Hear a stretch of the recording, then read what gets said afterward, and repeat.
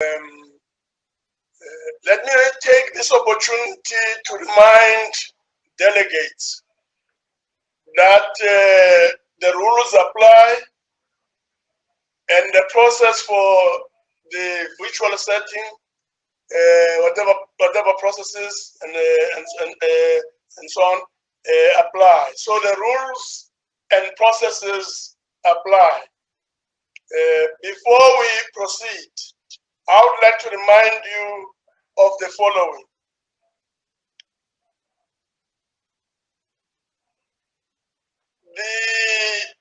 The virtual sitting constitutes a sitting of the National Council of Provinces. The place of the sitting is deemed to be Cape Town, where the seat of the National Council of Provinces is. Delegates in the virtual sitting enjoy the same powers and privileges that apply in a sitting of the National Council of Provinces. For the purpose of the quorum, all delegates who are logged in or on to the virtual platform shall be considered to be present. Delegates must always switch on their videos. Delegates should ensure that the microphones on the gadgets are muted and must always remain muted. The interpretation facility is active, and any delegate who wishes to speak must use the raise your hand function. And by now, I'm sure all members are familiar with the raise your hand function or icon.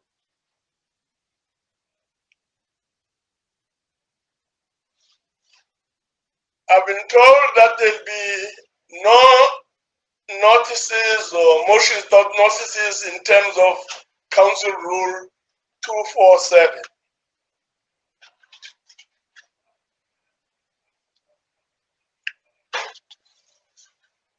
We will therefore proceed to questions to the President.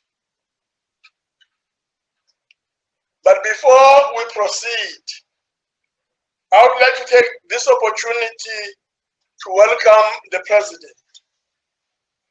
Welcome, Mr. President. Thank you. Further, I would like to make the following remarks.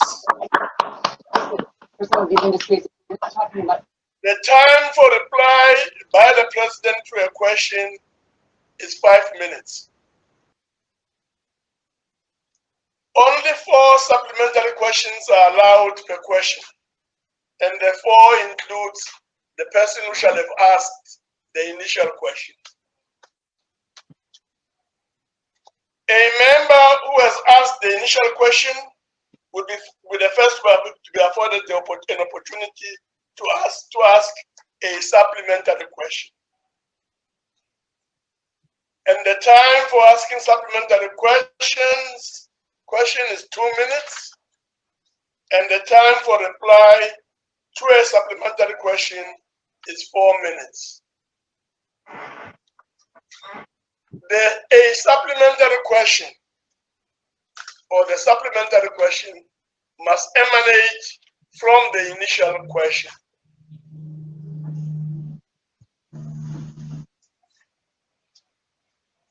I will now proceed to the first question on the question paper, and that question is asked by Honorable S.E. Lucas. I now call on the Honorable President to respond to question number 1. Honorable President. Honorable Chairperson of the Council of Provinces and honorable members,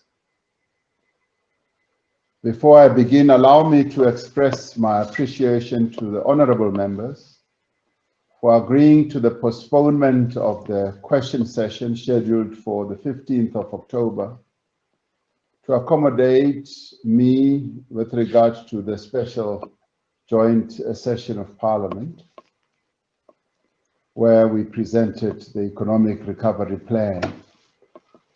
I apologize if this caused any inconvenience. I'm grateful that you have given me the opportunity today to reply to the questions posed by honorable members. On the first question from Honorable Lucas, the violence that men perpetrate against women of South Africa is a crisis that affects the entire nation. Although no community is spared from this scourge, government has identified several so-called hotspots where the incidence of gender-based violence is at its highest. Government is working to give these areas specific attention. One of the most direct responses is to provide shelter and support for survivors of gender-based violence so that they can escape unsafe environments where they find themselves and receive the care that they need. From an assessment of the current provision of shelters in all districts and metros, we found that while the country has 136 shelters, only 117 are deemed as shelters that have been established. 45 of our districts and metros have at least one shelter, while 7 districts have no shelter whatsoever. This is a shortfall that we are now working on to correct. As we said, that we want every district in our country to have a place of safety for women who are abused and children who are also abused. The Department of Public Works and Infrastructure has allocated several properties across the country for use as shelters. These include 4 properties in Tshwane Metro, 6 properties in the Western Cape, and 2 in Johannesburg. Additional properties to be allocated for shelter purposes are being assessed in all other provinces. I personally welcome this gesture from the Department of Public Works and Infrastructure because they have demonstrated their willingness to go out of their way to make available a number of buildings that are not in much use. We are focused on efforts to ensure there is a model GBV one-stop center in each of the identified 30 hotspot areas. These centers provide multidisciplinary services such as psychological and health support. They also provide investigation and prosecution.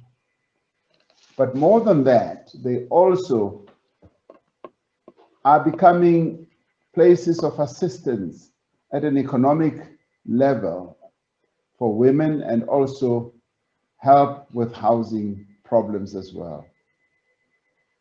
We are therefore working to expand the Khuseleka one-stop centers. In the first phase in Cape Town, Salt Lake Municipality, eThekwini, Mangaung, eHlanzeni, Tshwane, and Johannesburg. In the second phase, we will identify buildings in the Eastern Cape, in the Northwest, and Limpopo to enhance the existing Khuseleka centers and expand on sheltering services in the provinces. As these shelters are being expanded, the government has developed a victim support services bill as part of the enhancement of legislation to focus on victims of crime and violence. The draft bill has gone out for public comment, and the Department of Social Development is now consolidating the inputs received from the public. The bill is victim-centered and touches on the importance of state-owned facilities and the accreditation of providers of sheltering services. This, in many ways, will ensure that service providers are qualified to provide professional services to survivors. As part of our response to the coronavirus pandemic, each minister and deputy minister has been allocated to a district to champion the implementation of COVID prevention and management strategies and to support programs to end gender-based violence.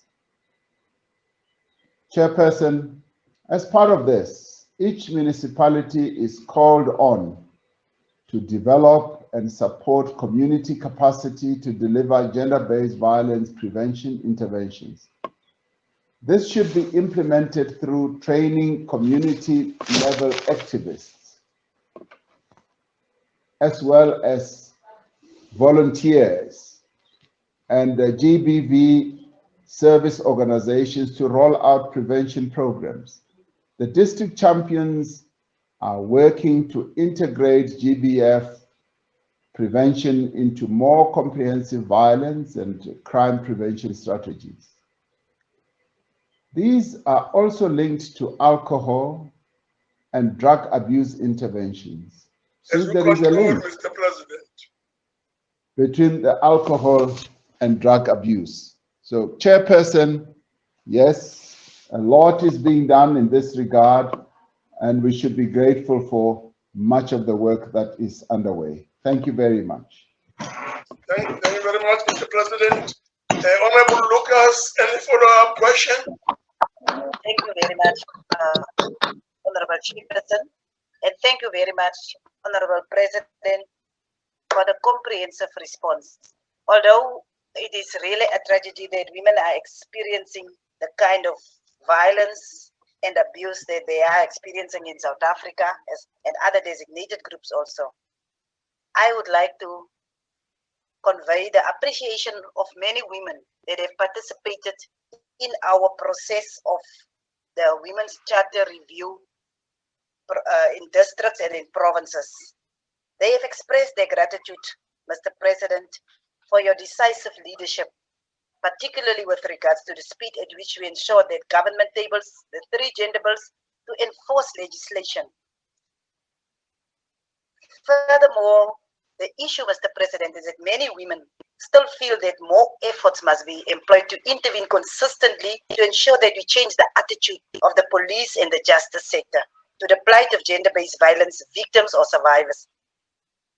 They are also requesting that we expedite forensic processes for victims of rape in particular. So, Mr. President, I want to ask just, is there a process of ensuring that gender-based violence hotspots have more support services such as forensic testing while facilitating, and that is the most important one, continuous engagement with our police force to show the necessary compassion and empathy towards victims of gender-based violence, particularly at our police stations, at our crime scenes of gender-based violence, as well as at the safe houses or the one-stop centers that the President is speaking about.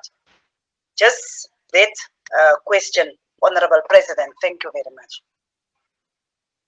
Thank you very much, Honorable President. Thank you very much, Honorable Chairperson.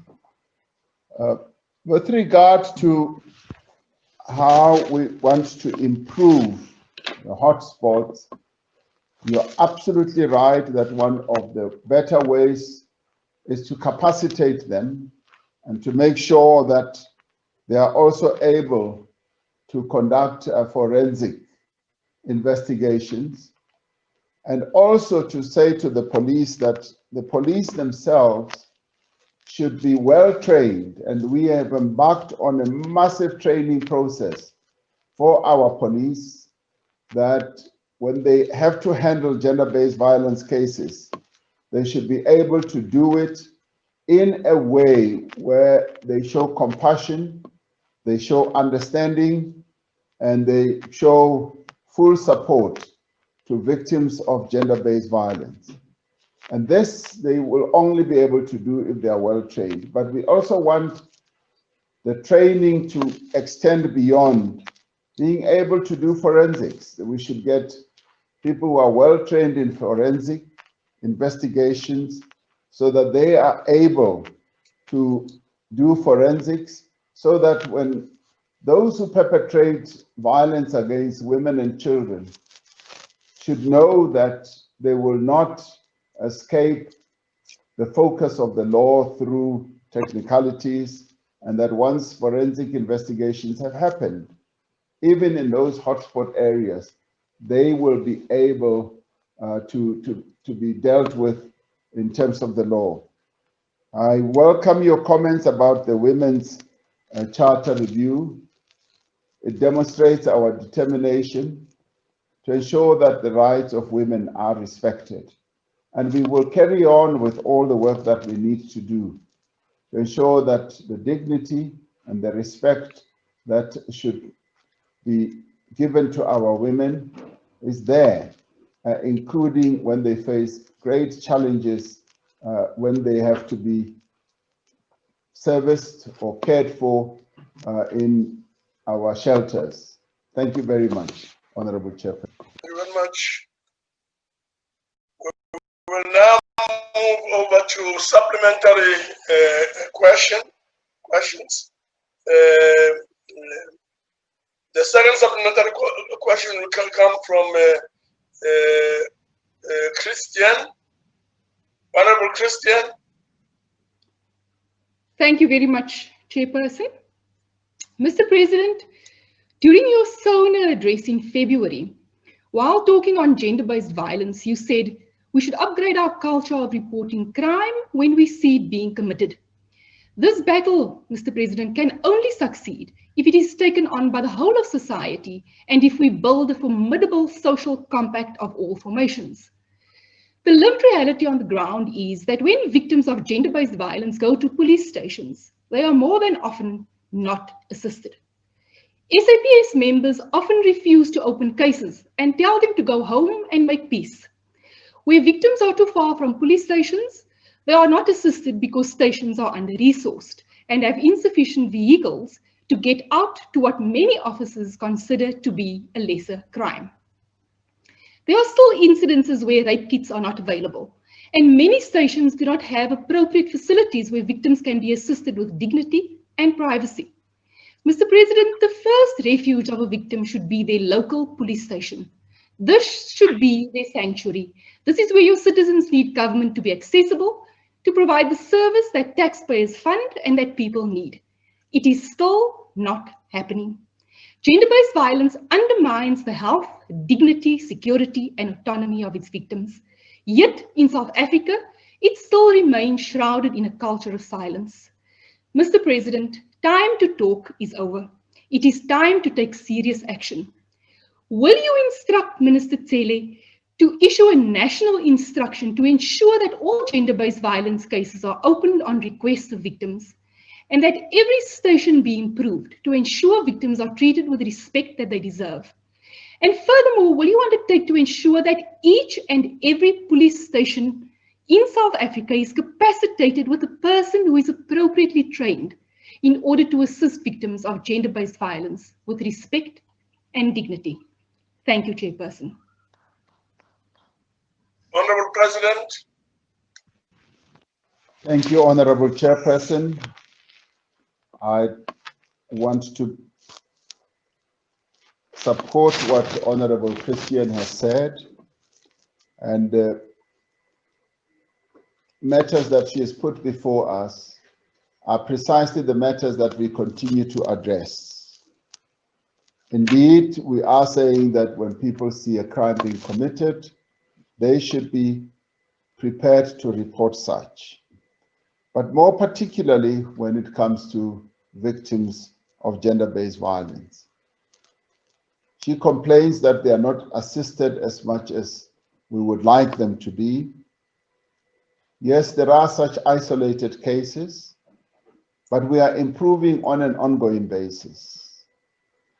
We are now working very hard to make sure that every police station has a desk just dedicated to dealing with gender-based violence cases. We're also making sure that every police station has the kits that are necessary to deal with rape cases.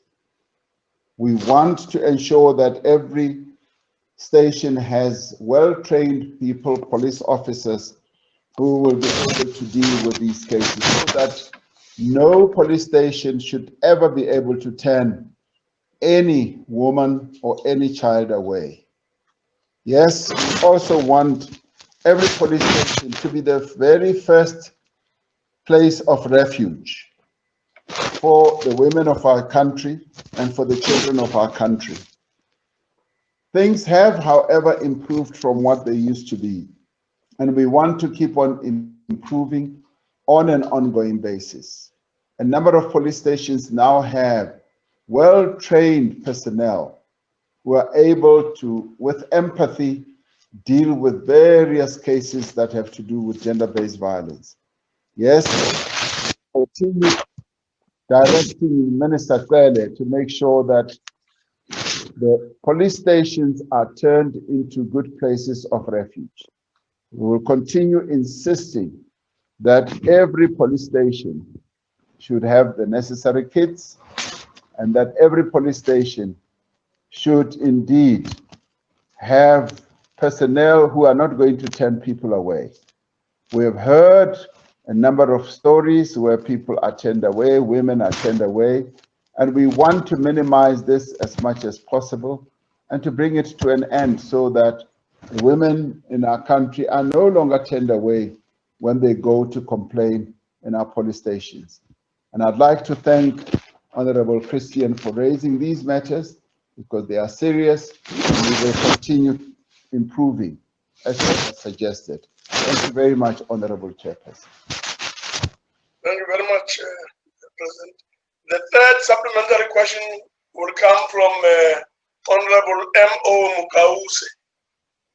Honorable Thank you. Mukause. Thank you, Chairperson. Mr. President, we cannot talk about gender-based violence without taking into cognizance the effects and extent to which LGBTQIA+ community is affected and yet excluded, Mr. President, when mapping out policies and intervention related to gender-based violence. Considering, Mr. President, the incompetence and lack of sensitivity training of South African police service members when dealing with domestic violence cases of a heteronormative nature and based on the will change when dealing with transgender, intersex, gay, lesbians, and all other related complaints. Mr. President, can you today assure the LGBTQIA+ community of your commitment in making sure that all their complaints are going to be taken at all levels of police station and be attended to? Thank you. Honorable President.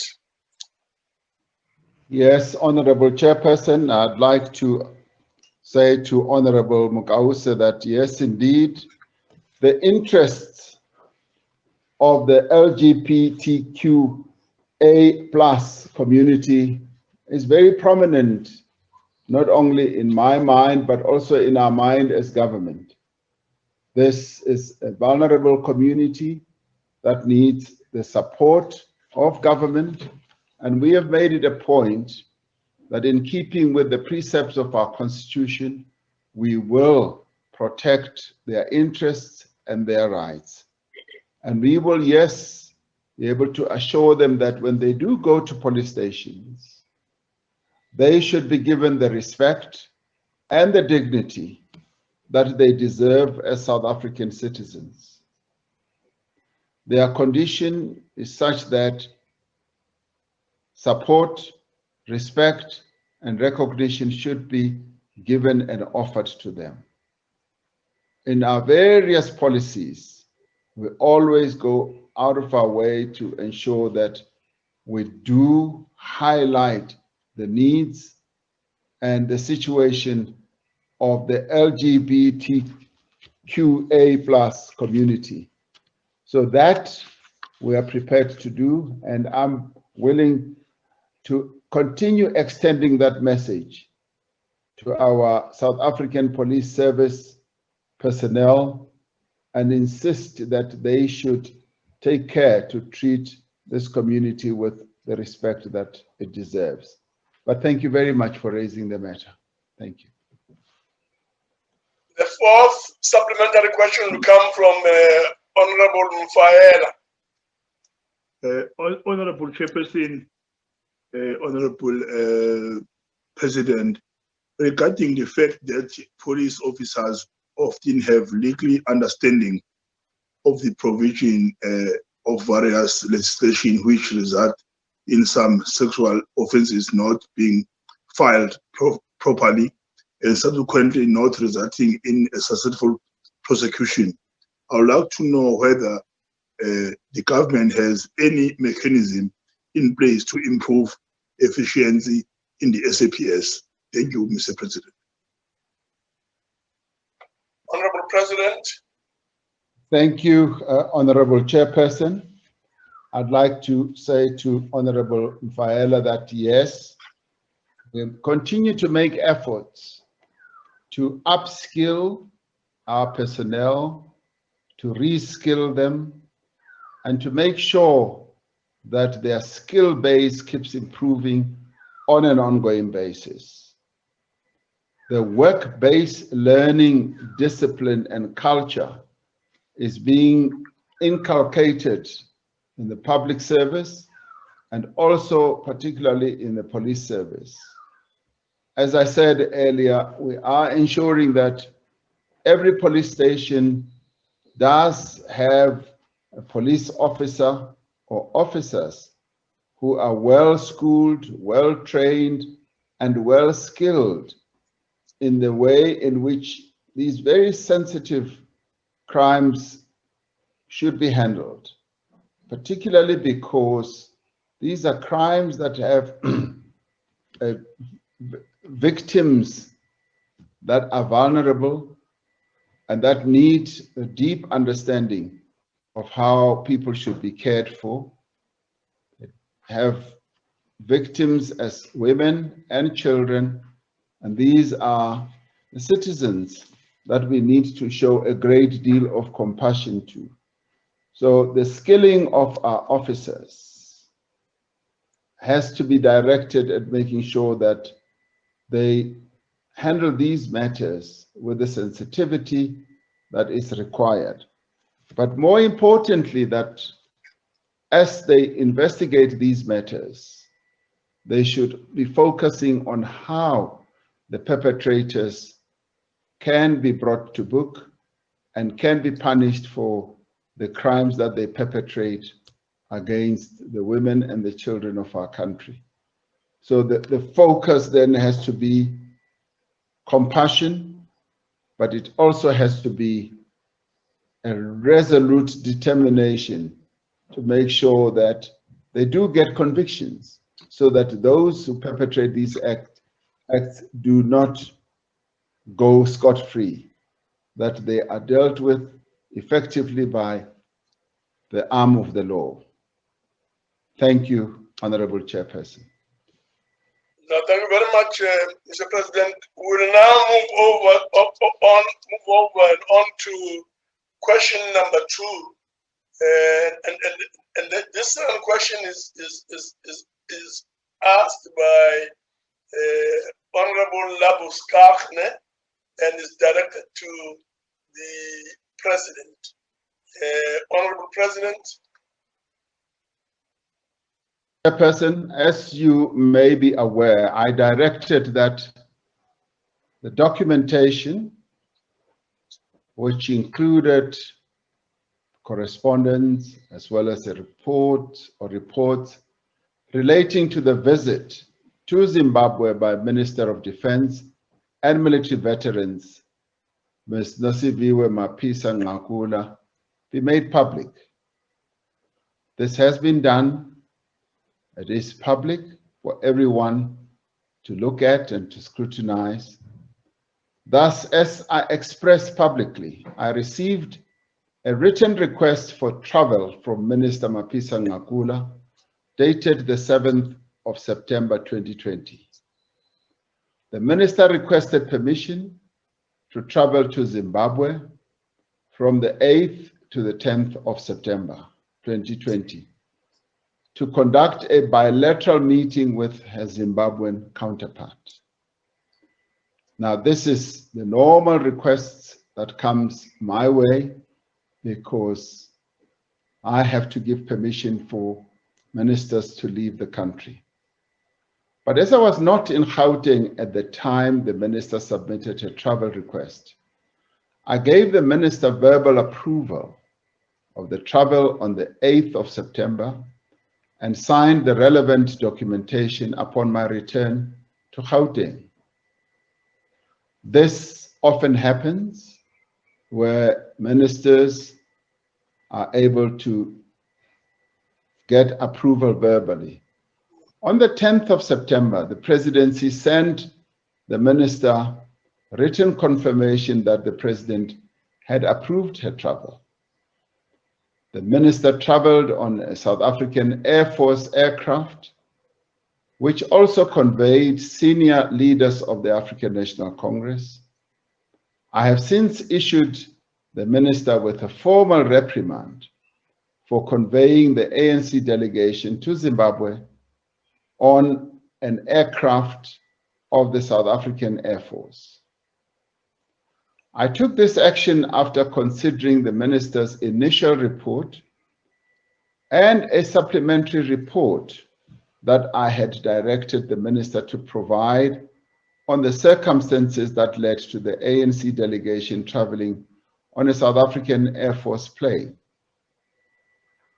While the minister was on an official trip for which I had given permission and for which she was entitled to use an Air Force aircraft, I found that it was an error in judgment on her part to use the plane to convey a party political delegation.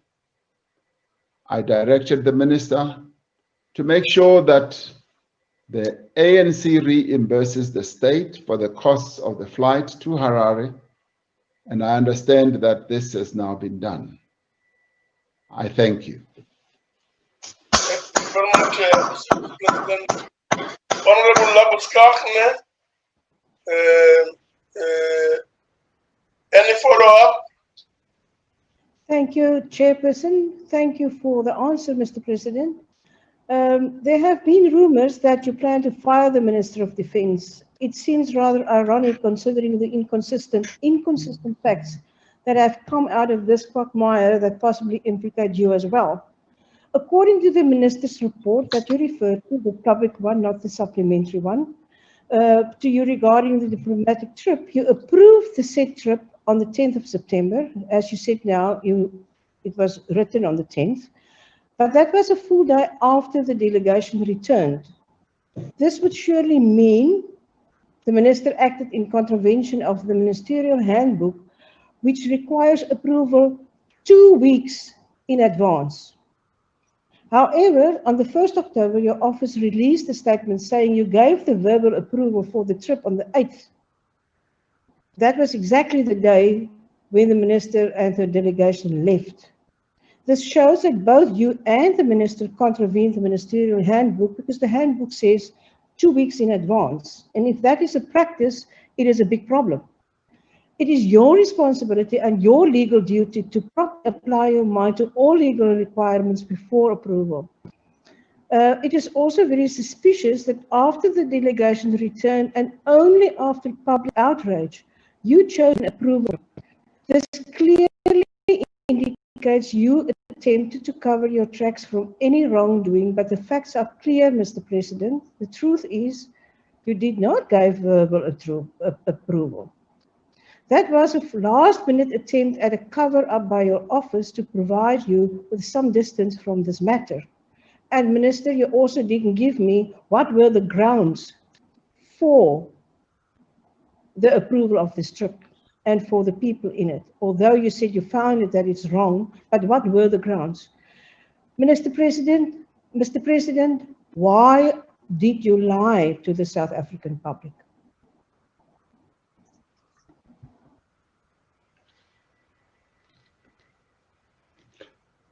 Should I proceed, Honorable? Honorable President. I'm rising on a point of order, Honorable Chairperson. Yes.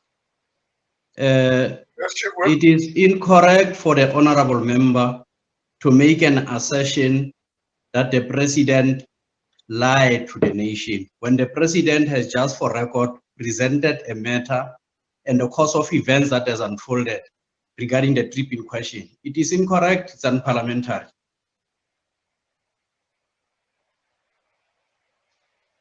Thanks.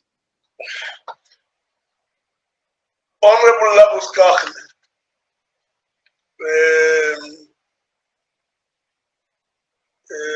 Honorable Labuskachne, Yes, I'm sure you'll understand as I make the comment that the whole question of using words that are not appropriate, such as lying and so on, has been raised a number of times in the House.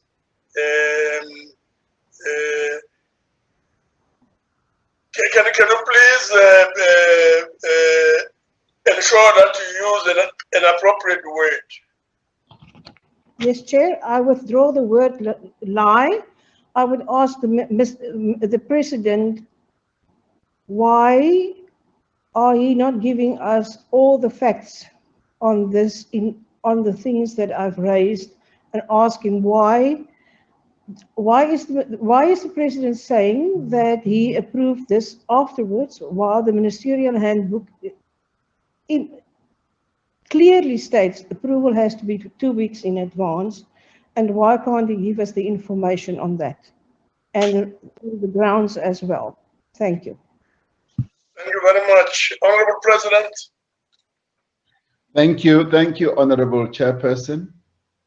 I'd like to say that the grounds for the trip was that the minister was going to have a bilateral with her counterpart in Zimbabwe.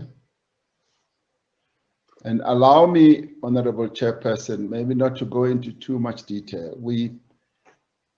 This meeting was going to take place in the wake of an earlier meeting that had taken place of the organ of SADC, which had to deal with a number of security matters that affect a number of countries in our region, and also have to deal with a very tricky and delicate situation in one of our member states. And they, as ministers of defense, have been involved in discussions on how best some of these very difficult, tricky security matters can be dealt with. And that required a fairly urgent meeting to be held, which then takes me to what is set out in the ministerial handbook. It is true that we have a notice period, say, of 2 weeks, but it has often happened where matters happen on an exigency basis, on an urgent basis, where ministers have to meet either their counterparts or travel outside the country. There are some trips that are well planned in advance, but some that have to be embarked upon at short notice. Short notice to deal with real urgent matters. And let me say that all members of cabinet do not leave the Republic of South Africa without seeking permission from the President. So the President has to sign off on every minister's ex-South African trip. And that's precisely what happened. And I did say in my initial answer that I was not in Gauteng when the permission was sought. The minister explained to me the reason for the trip, which I was quite aware of, and I gave permission, and later penned the permission down as required by our processes. So that is precisely what happened. Thank you, Honorable Chairperson. Thank you very much, Mr. President. The second supplementary question comes from Honorable Dango. Mr. President, the majority of members in this House endorses and applauds the timely corrective measures implemented by yourself regarding the flight to Zimbabwe. My question, Mr. President, is to the timing of urgent action required to resolve conflicts in the SADC region, including Zimbabwe, through SA's foreign policy of facilitating just and equitable peace through negotiation, as opposed to gunboat diplomacy. Further, in my limited experience of witnessing attempts to silence the guns, second-track diplomacy at times is more successful than regular diplomatic channels. Again, the question of urgency arises to urge the AU organ seized with the matter to engage in African challenges, African solutions to African problems. Further saying, Mr. President, I have had the occasion outside the country of having to leave wherever I was in 2 hours, never mind 24. Thank you very much. Ambassador. Thank you very much, Honorable President. Well, thank you very much, Honorable Chairperson. I could not agree more with what Ambassador Dango has said. The type of diplomacy that we have to get involved in requires quite a lot of dexterity. It requires flexibility as well, all within the confines of our rules and processes and the law. We are living in a period where the security of many countries is challenged, and where we need to ensure that we make every effort to not only silence the guns, but to prevent the guns from erupting. And as one does that, we need to embark on, yes, second-track diplomacy. We need to embark on diplomatic efforts of a positive nature where we will prevent conflict erupting and where we will be seeking to engage in talks and collaboration with a variety of countries in our region. And this should be seen as having been part of that. Thank you very much, Honorable Chairperson. Thank you, Mr. President. We'll move over to the third supplementary question from Honorable A.B. Klute. Honorable Klute. Thank you, Chairperson. I think we should, Mr. President, we shouldn't confuse the issues at hand. The one is the diplomatic travel. That's the one issue, but there's another issue that's being missed, and that it's at the time the lockdown regulations imposed in terms of the national disaster management stipulated very clearly that all international travel is prohibited, except in exceptional cases and only if approval was obtained beforehand. Now, the Minister Zulu also stated that the ANC's team had been mandated by the National Executive Committee to go, and hinted that due to the COVID-19 lockdown, it had no other means to go to Harare. Now, considering that the diplomatic visit was in fact also an ANC trip, since the ANC already acknowledged this and basically paid back the money, Mr. President, are you of view that the regulations were contravened? And if so, what actions will be taken against those individuals who were in contraventions of those regulations? Honorable President. Thank you, Honorable Chairperson, Honorable Klute. As you may well know, there are a few processes that are underway. The Public Protector has also embarked on an inquiry process that is underway. And with regard to the executive action that I took to allow the minister to visit, we also need to look at exactly how the Disaster Act regulations were contravened, and this would also impact on Home Affairs and all that. So all that is still in process, Honorable Klute, and I am confident that with all the proper answers that will be given, we will be able to see the light on this matter. Thank you very much, Honorable Chairperson. The fourth supplementary question comes from Honorable Emma Mukause. Mukause.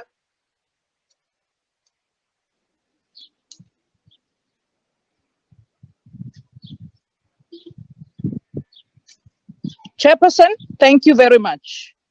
Mr. President, the most spectacular thing to emerge out of this Zimbabwean trip is how you yourself, Mr. President, conveniently removed yourself from any responsibility for a trip which your members of the party you lead, mandated by yourself, undertook using state resources. But Mr. President, that is not our interest in this matter. The situation in Zimbabwe is deteriorating daily, and there's a complete disregard for the rule of law by authorities in Zimbabwe.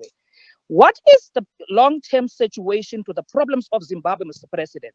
And what actions are you taking to ensure that there's a rule of law in that country and to make sure that Mnangagwa and his people accept democratic outcomes in future? Thank you. Honorable President. Thank you, Honorable Chairperson, Honorable Mukause. The Republic of Zimbabwe is a sovereign state. Much as it is a sovereign state, it is also a country that has sister countries in the region,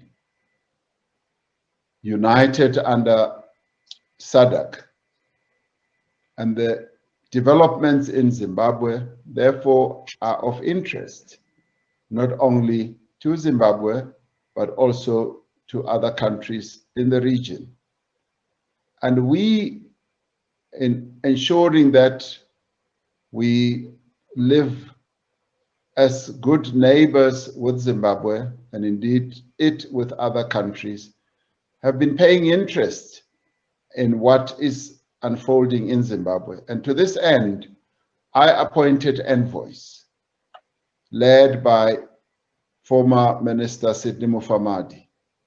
And they went to Zimbabwe and had a discussion and a dialogue process with the leadership of Zimbabwe, including President Mnangagwa. And they returned and reported back to me. And the governing party, at a party-to-party level, felt that it also needed to engage with ZANU-PF in Zimbabwe.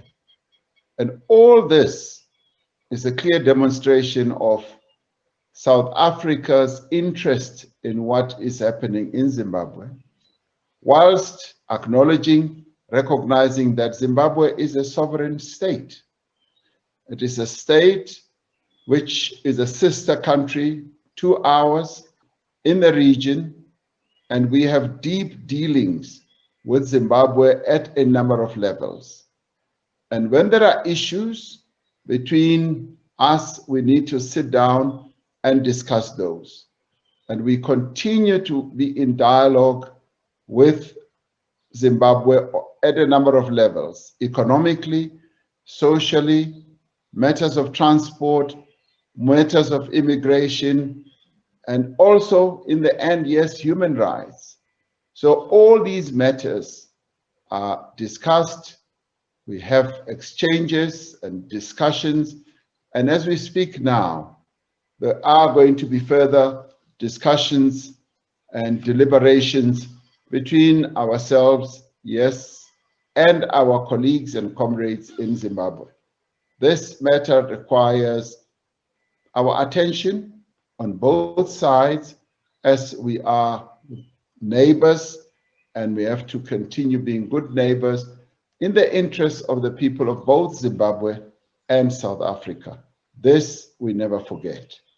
Thank you very much, Honorable Chairperson. Thank you very much, Mr. President. We'll now move on to question number 3, which is a question on COVID-19 corruption and or procurement irregularities. This question is asked by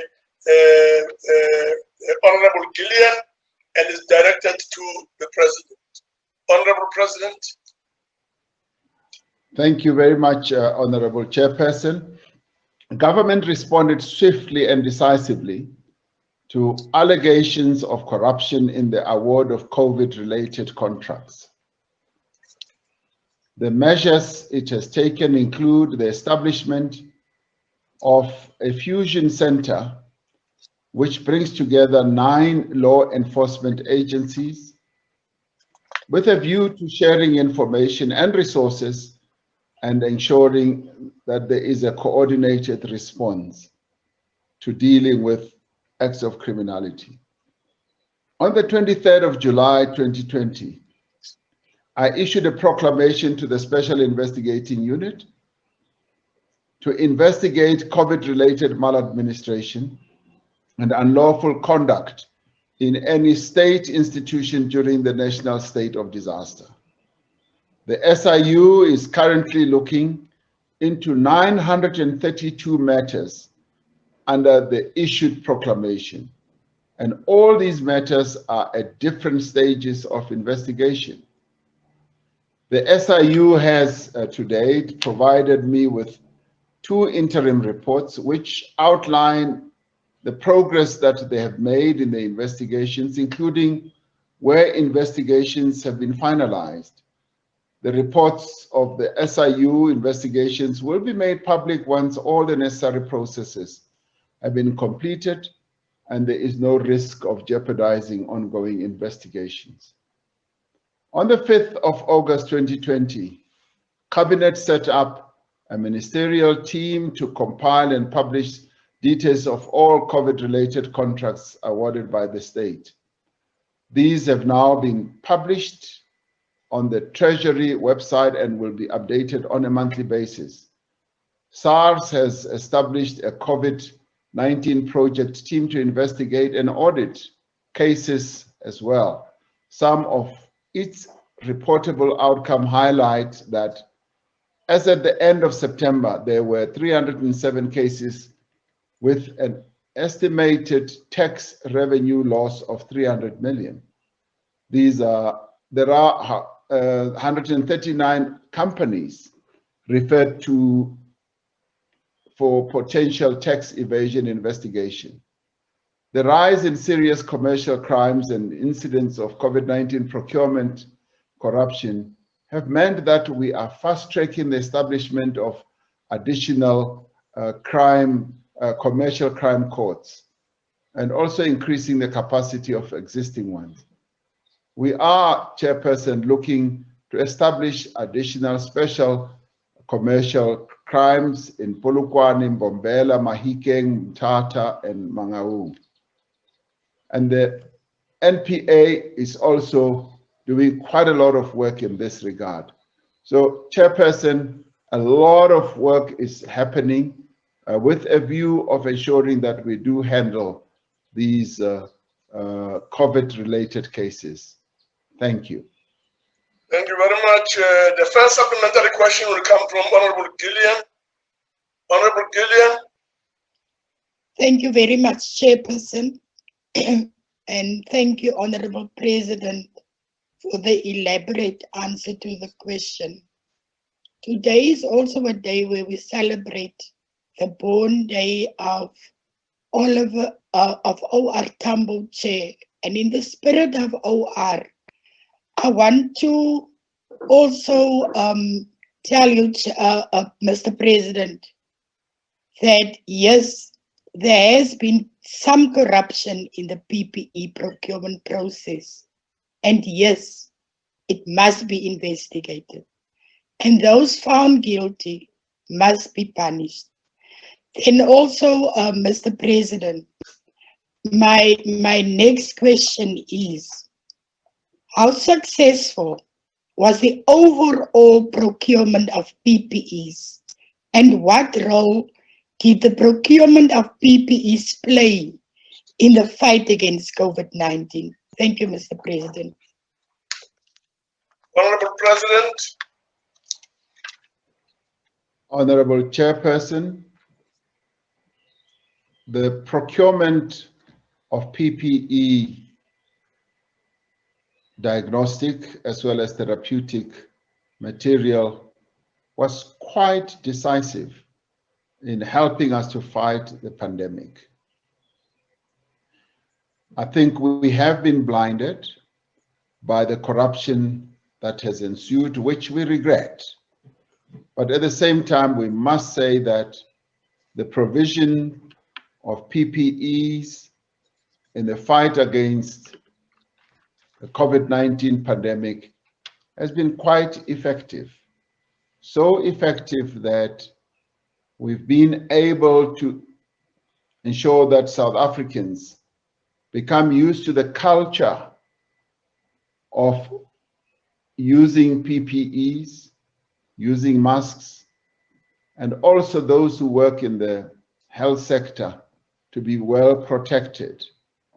But what it has also spawned is a manufacturing base for us, manufacturing of masks and a number of other preventative items, up to and including things like ventilators.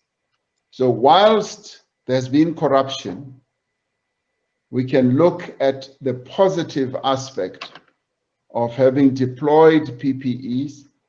And when we look at the money that we've had to deploy, which runs into a few billions, and what in the end has been abused, we will find that, yes, whilst we must deplore those who have sought to corrupt this wonderful process, the process of providing PPEs to our people has been actually quite a good one. But because we are living with this virus and have to live with it for a lot longer than we might have anticipated, PPEs will continue to have to be provided. And I think the actions we are taking in dealing with corruption are going to stand us in good stead to prevent further corruption as we continue to rely on PPEs to curb the spread of the infection. Masks are here to stay and for a very long time. And for health workers, gloves and all the sheets that they have to use are here to stay. And we must now make sure that all the procurement processes going forward for PPEs are done properly, are done without any form of corruption. So that would be the benefit that we will have achieved out of all this, much as we regret the corruption that ensued. Thank you very much. Thank you very much, Mr. President. The second supplementary question comes from Honorable F. Detroit. Thank you, Honorable Chair. Mr. President, initially you indicated that corruption will not be tolerated during the pandemic. You were so serious about this that you met with the Auditor General, where it was decided that a real-time audit would be conducted And nearly 5 months went by since you announced that steps would be taken against those individuals who were acting irregularly. My question is, were you made aware of possible corruption in real time during this time? And did you act immediately against those individuals? Thank you, Chair. Honorable President. Thank you, Honorable Chairperson. I must say that it was my honest wish and hope that there wouldn't be any form of corruption with the procurement of PPEs. And it was to this end that I had a discussion with the Auditor General, where, as we discussed the matter, the Auditor General said, we will be able to do audits as this process unfolds, and we should be able to get an indication of how it is unfolding. But as it turned out, those who wanted to defraud the system did so almost right at the beginning. And we were procuring these PPEs right across the country. The process had become so decentralized, and Treasury had also given the permission that, because it was a very urgent procurement process that we are dealing with, had allowed some leeway that yes, the procurement should happen, because we were in a war situation. And being in a war situation required that you should relax certain of your processes and regulations. And it was through this that we opened the chances and the opportunities for those who had criminal intent to see the gap and do all that they needed to do. As you may well have seen, many of those were not even on the procurement lists that, or the customer lists that either National Treasury and a number of other departments have. So it opened up the gap, and we've learned a lesson. We really have learned a lesson. Was I aware at a very early stage? The answer is no. I only became aware later, and as you may recall, I did address the nation in this regard, deploring and decrying the fact that many of our compatriots had seen an opportunity of defrauding the system. And let me immediately say, without even trying to be defensive, a number of countries around the world have gone through exactly the same experience that we've been through. In a number of countries, there was corruption in the system where people of criminal intent saw opportunity. Some of them were as highly placed as ministers in a number of countries.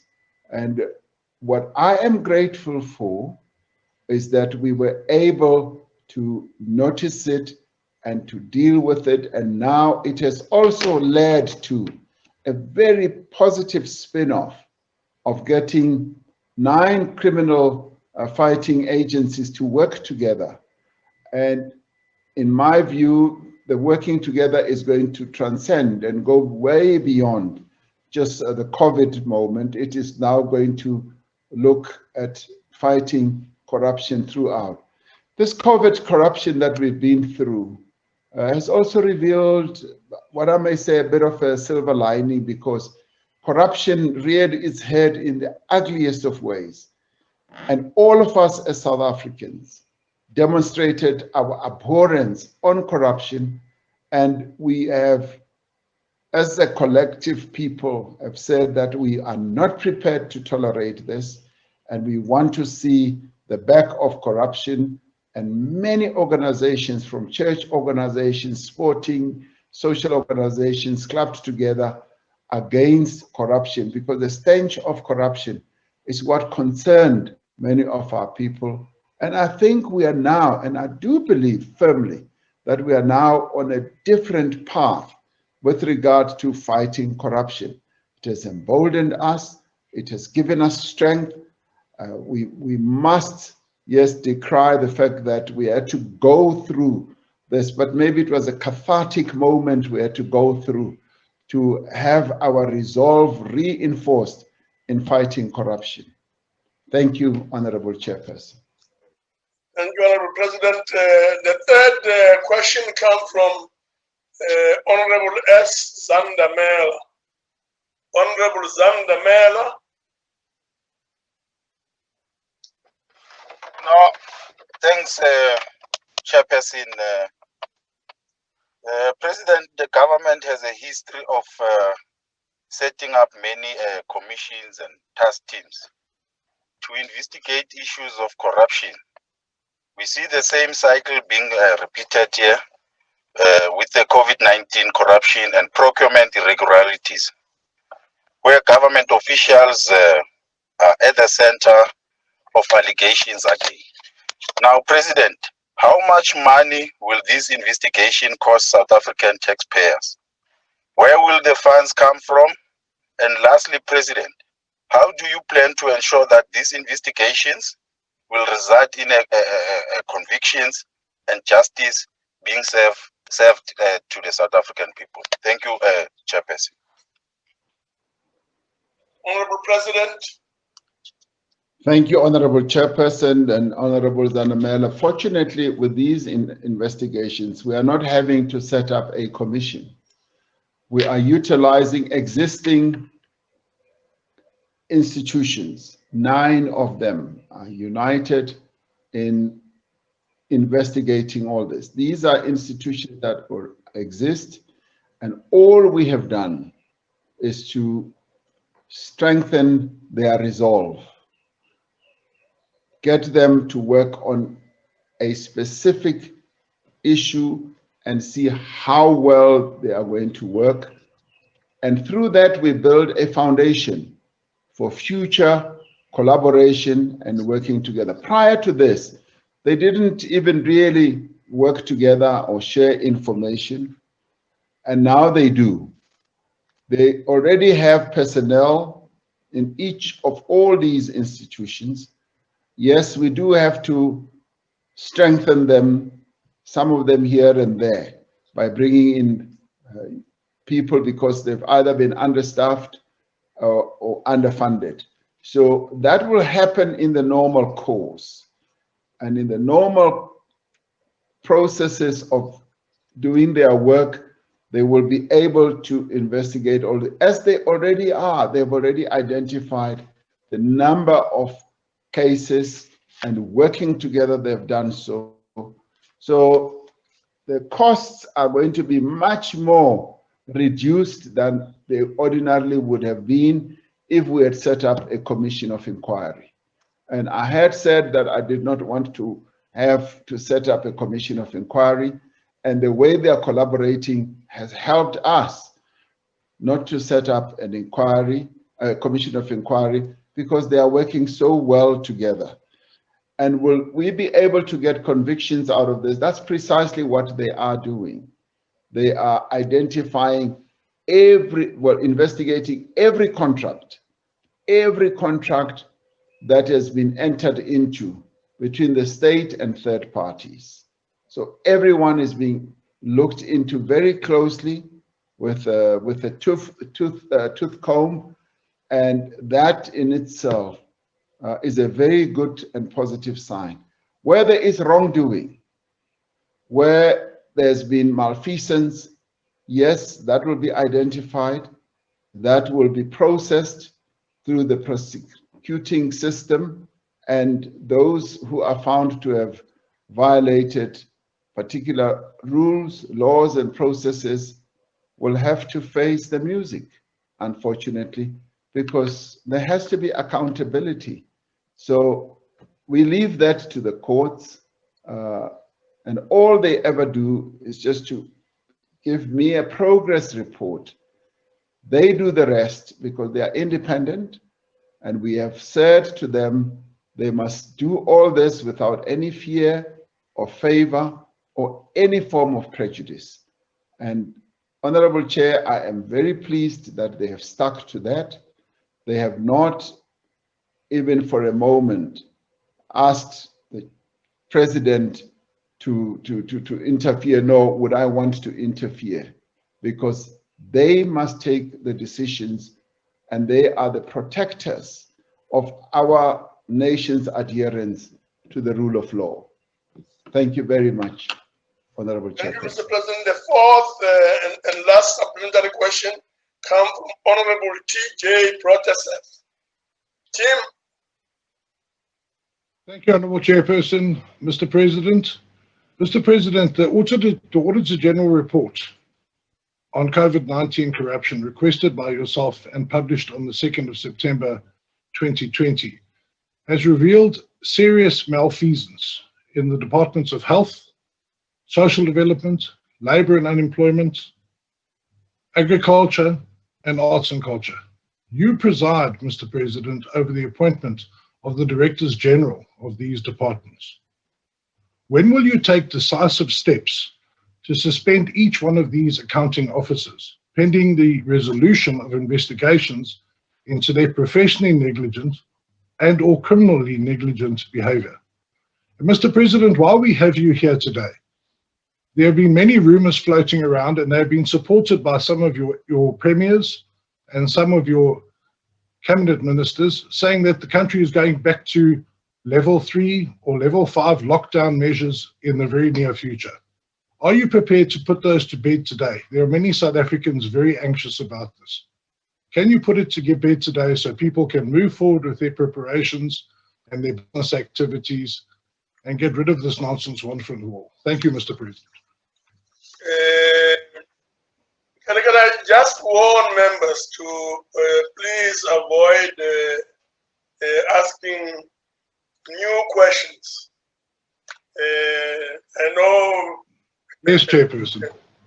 I'm sure the President will help us. And so on, but let's not do that. Thank you, Chairperson. Let's proceed. Honorable President. Thank you, Honorable Chairperson, for seeking to save me there.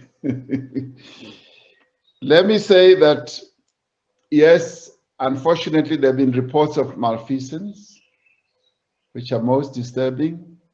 Malfeasance that has been found in a number of departments in government. That was one of the reasons why we empowered the Special Investigating Unit to investigate, working together with all other criminal justice entities, to investigate all these contracts and the PPE procurement process. Now that is underway, and we are going to get reports on who did what, how they did it, where they did it, and what it cost. So I would like to invite all of us to wait for the moment when that report will come through, so that we are then able to deal with all these matters holistically. And let's not put the cart in front of the horse at this point in time. With regard to these rumors that are going around, with regard to whether we are going to go to level 1 and level 5 or level 3, I'd like to say that we are continuing to actively analyze, manage the situation with the assistance of the medical advisory group, where they are analyzing the incidence of infections as they are unfolding throughout the country. We are, I must say, beginning to see some signs that are of concern to us. As South Africans, we are not all adhering to the protective measures, such as wearing our masks, such as washing our hands. We've been reading about reports of how groups of people have gone to various manifestations. It could be meetings, it could be parties, where infections have been reported and where people, having gathered together, have become like super spreaders, where the spreading of the infection has then ensued. That is worrying, and we must continue to say that as South Africans, we need to make sure that we heed the adherence to the measures that have been put to us by the Medical Advisory Committee. And if we can do that, and even Minister of Health, yes, who contracted COVID with his wife, is insisting in saying COVID-19 is serious. It is a serious condition, and we all need to adhere to those measures, particularly now, as a nation we move towards that fun period of December, where people will let their guard down. And that is what is of concern, and we are watching that. And I received a report today.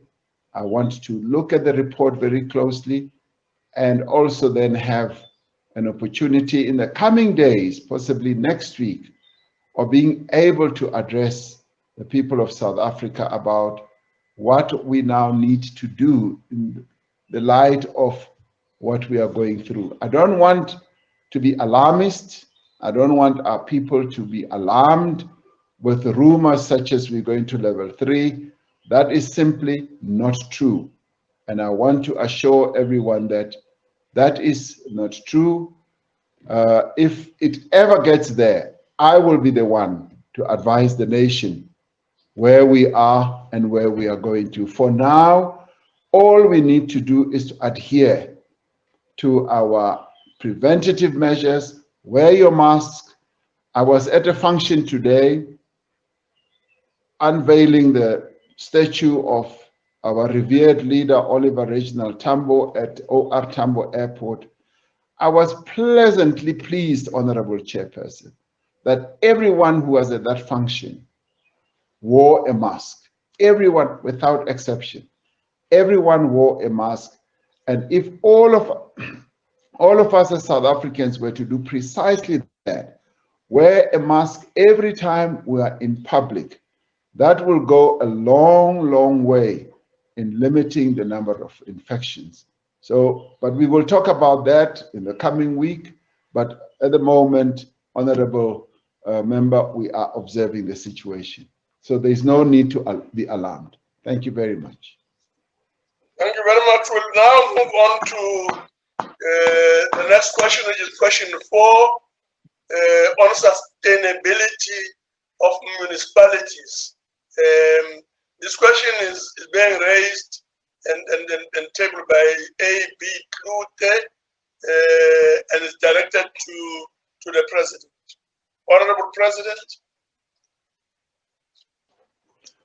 Honorable Chairperson and honorable members, there are many municipalities that have been experiencing severe difficulties in achieving financial sustainability, but also difficulties in providing services to their residents.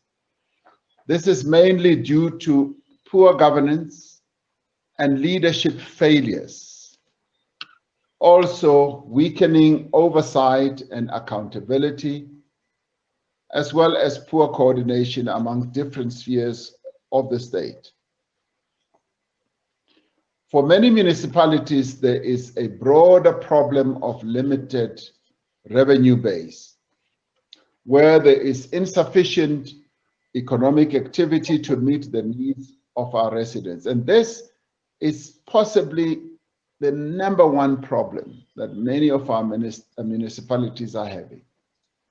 The Department of Cooperative Governance and Traditional Affairs and National Treasury are working on a strategy to jointly support dysfunctional municipalities in a coherent as well as a coordinated manner.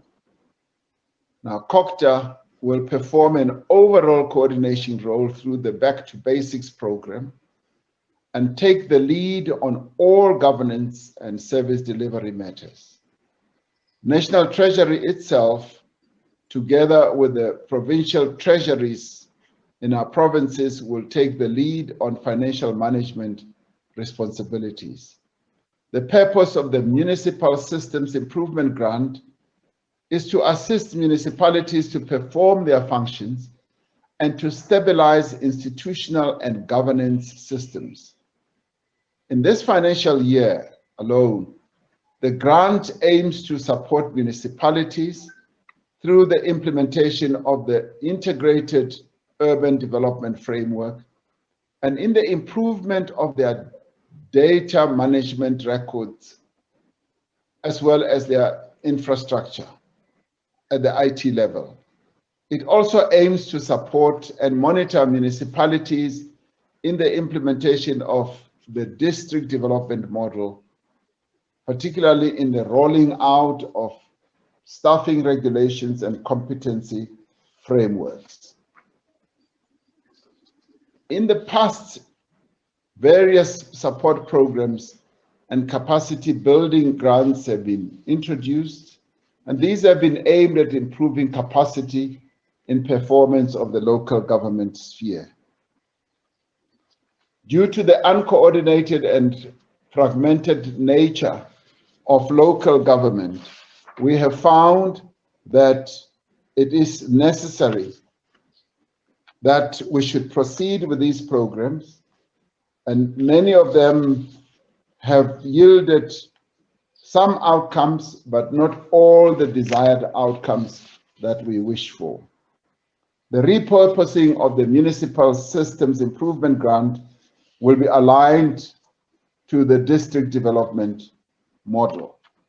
Now, this approach in itself ensures that the district municipalities and their local municipalities will receive evidence-based support programs on an ongoing basis. Honorable Chairperson, in conclusion, I wish to commend the various provincial delegations to the NCOP for the visits that they are undertaking as part of the Provincial Oversight Week to respective provinces under the theme ensuring capable and financially sound municipalities. These visits demonstrate the importance that this House, the NCOP, places on the effective functioning of municipalities in our country, particularly because municipalities are the front line of service provision and local development. I thank you. Thank you very much, Mr. President. The first supplementary question comes from Honorable Klute. Honorable Klute. Thank you, Chairperson. Thank you, Mr. President. I wish I could have asked you to come and visit Machabeng, or could have visited Machabeng the past week in the Free State, where residents for nearly a week didn't have water. But you are Mr. President, and they do have a mayor, and we are working with that in the Free State. But Mr. President, it's apparent that municipalities are not staffed adequately. These officials are either not willing or not able, or both. In the meantime, the government has embarked on a program that's not sustainable. South Africans can simply not afford to pay nearly R1 billion every year for consultants, whilst municipalities should be able to be self-reliant. Mr. President, in the meantime, unions are holding not only government but ultimately residents ransom with poor performances and poor performance management results. The very same officials who should be held accountable are not, and they are allowed, enabled and permitted to keep the status quo, whilst consultants are appointed to do the very same jobs they should have done in the first place. And we've seen the AG's reports, Mr. President. Ultimately, municipalities show no improvement of finances and service delivery. We are paying double, Mr. President, for no improvement, and the AG said this in his recent report. So what's the plan, Mr. President? Should municipalities, whose salaries by average amount to 60% of their budgets, continue to allow municipal officials to be unable or unwilling, or both, and let consultants do their work? Or should your party's catered appointment policy be reconsidered and capable and willing people be appointed in municipalities? Thank you, Chairperson. Thank you, Mr. President. Honorable President. Thank you, Honorable Chairperson, Honorable Klute. The story that you are relating, I am familiar with it. And it is precisely this story that we are making all efforts to put right.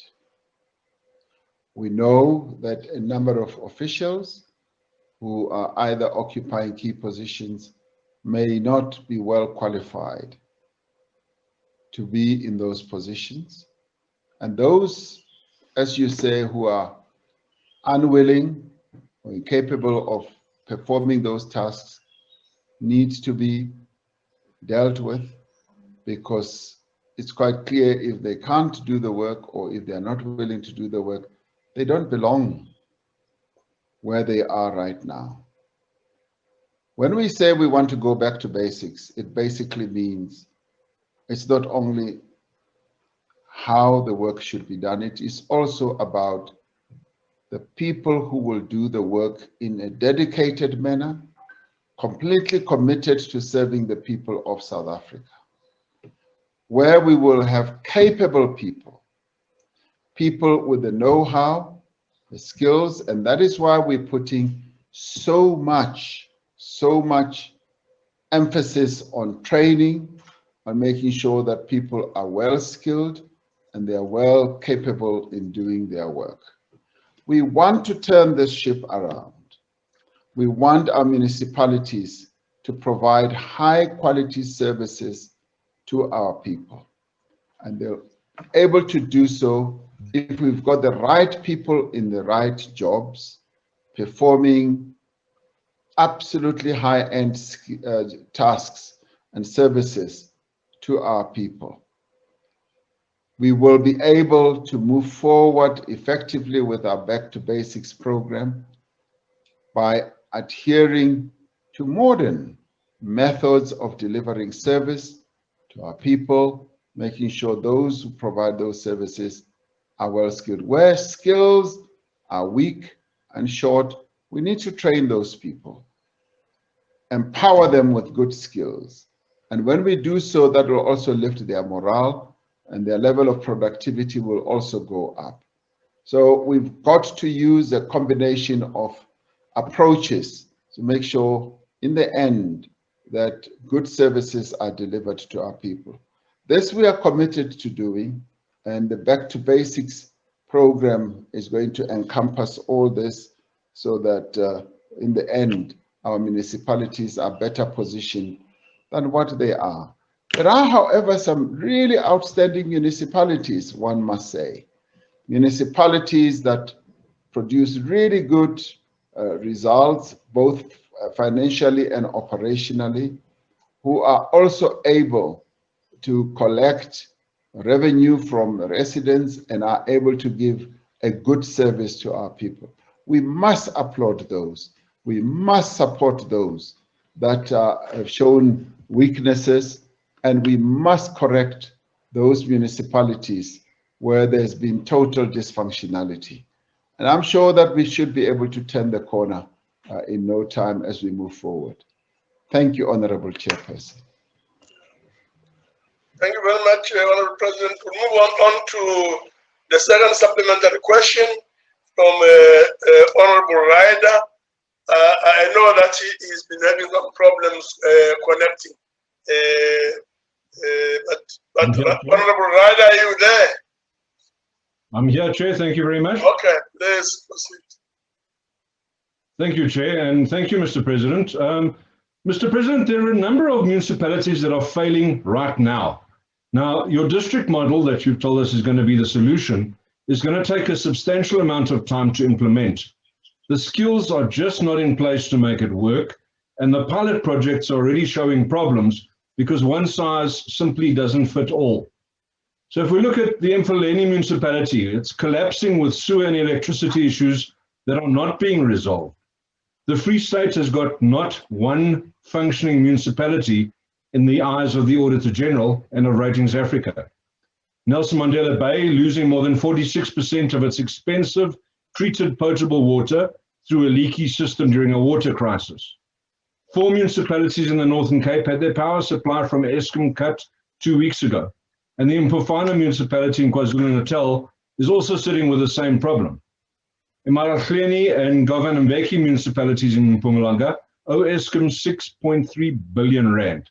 And Mokalakwena local municipality in Limpopo sits with 1.13 billion in unauthorized, irregular and wasteful expenditure. The entire Northwest province had to be placed under administration in 2018 because not even the then provincial government was able to support local government.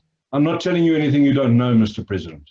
The only standout here, and you alluded to it, it's the Western Cape, where things seem to be working satisfactorily, if not always perfectly. When is the question coming? We need an answer now. What is your plan to give South Africans the basic services that they are paying for, that they were promised by your government, and that they deserved? Now, Mr. President. Honorable President. Thank you, Honorable Chairperson and Honorable Ryder. The problems and the challenges that you have articulated are well known to us as South Africans. We know the challenges, the pain and the anguish that many of our people who live in some of those municipalities are going through. And the municipal sector is generally facing enormous challenges in our country. And it is for that reason that we felt we needed to come up with a supportive measure or structure for municipalities through the district development model. The district development model, which will be set out or established in 48 municipalities, including 8 metros, bringing it to 52, is going to be much better in helping us to address the challenges that our municipalities are going through. And we will be able, much as you're absolutely right, one size does not fit all, but we will be able to have generic issues that need to be addressed throughout the country. And with that, we'll be able to have a good template that enables us to deal with the issues. One of those is going to speak to the economic plans, but more importantly, a plan that is going to cascade from the bottom right to the province and to national. A good example is the National Recovery Plan that we announced. I'm pleased to say that our districts are looking at it very closely to see how best it can apply to them. Our infrastructure plan is also focused on various provinces, but at a district level as well. That's where implementation is going to be. So we are going to be addressing the governance issues as well as the financial issues as we deal with the development process for many of these municipalities. We now have a system. We now have a template that we can use to improve the municipalities of our country. And I have no doubt that that is going to give more focus to our municipalities, because implementing our recovery plan through infrastructure, through better governance, is going to ensure that, yes, those municipalities become more focused, but it will also help to incentivize the people who work in those municipalities. So we are looking forward to a virtuous circle emerging in all our municipalities. And yes, some things will take time, but I have no doubt that we have embarked on a wonderful system that is going to ensure that government works in an integrated way, both at a national, provincial, and local government level, not in a desperate way, in a divided way. It is going to be a joined up government focusing on the implementation of one plan, one district, one municipality, and one national department and one government. So we are on the path, having realized what our weaknesses are, Our challenges are we are on the path to ensure that we do put things right. And we will, Honorable Ryder. Thank you very much. Thank you very much, Mr. President. The third supplementary question comes from Honorable S.E. Mfaela. Honorable Mfaela. Honorable Chairperson Nyambose, Honorable President, in view of the 6.5 billion municipal irregular expenditure in KwaZulu-Natal, does the government have any mechanism in place to tackle non-compliance to legislation, policies and procedure that govern good administration in KZN municipalities? I thank you, Chair. Honorable President. Yes, Honorable Chairperson, we have said that we do want accountability. Accountability is one of the most important elements of our governance process. We want those who have not been playing according to the rules, who have not been complying, yes, to be accountable, and if need be, to face the might of the law, because losing 6.5 billion is quite a huge amount of money that robs our people of development and service delivery. So yes, we want compliance and compliance and compliance, and those who do not comply, they must know that we will not tolerate that. Thank you very much, Honorable Chairperson. Thank you very much, Honorable President. We'll move over to the fourth and the last supplementary question from TSC Todov. Honorable China. Thank you very much, Honorable Chair, and thank you very much, Mr. President, for your pointed and always honest responses.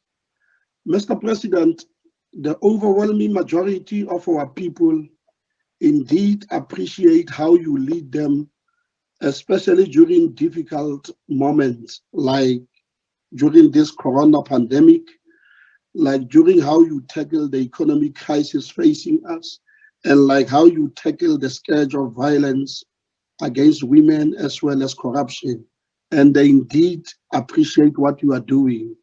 And your leadership reminds them how President Oliver Tambo, who we are celebrating his birthday today, provided leadership to them in prosecuting the struggle for national liberation.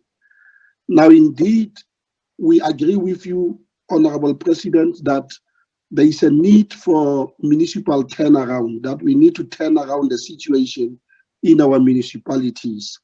And my question is, in view of this, are you as the head of state confident and satisfied that the measures that your government has put in place, like the district development plan, like the municipal finance improvement grant, like the skill revolution that is needed at municipal level, will ensure that our municipalities become capable and financially viable? Are you confident and satisfied that these measures will help us to improve that situation? Thank you, Chairperson. Honorable President. Yes, thank you, Honorable Chairperson, Honorable Dodovu. I am confident that we will be able to turn things around. I'd like to believe that we can't get much worse than where we are now. Everybody agrees that many of our municipalities are dysfunctional for a variety of reasons that I set up. And one of those is unfortunately that many of them do not have a viable tax base. Because when you don't have a source of revenue that is viable and you have to rely on the central fiscus, it becomes a problem.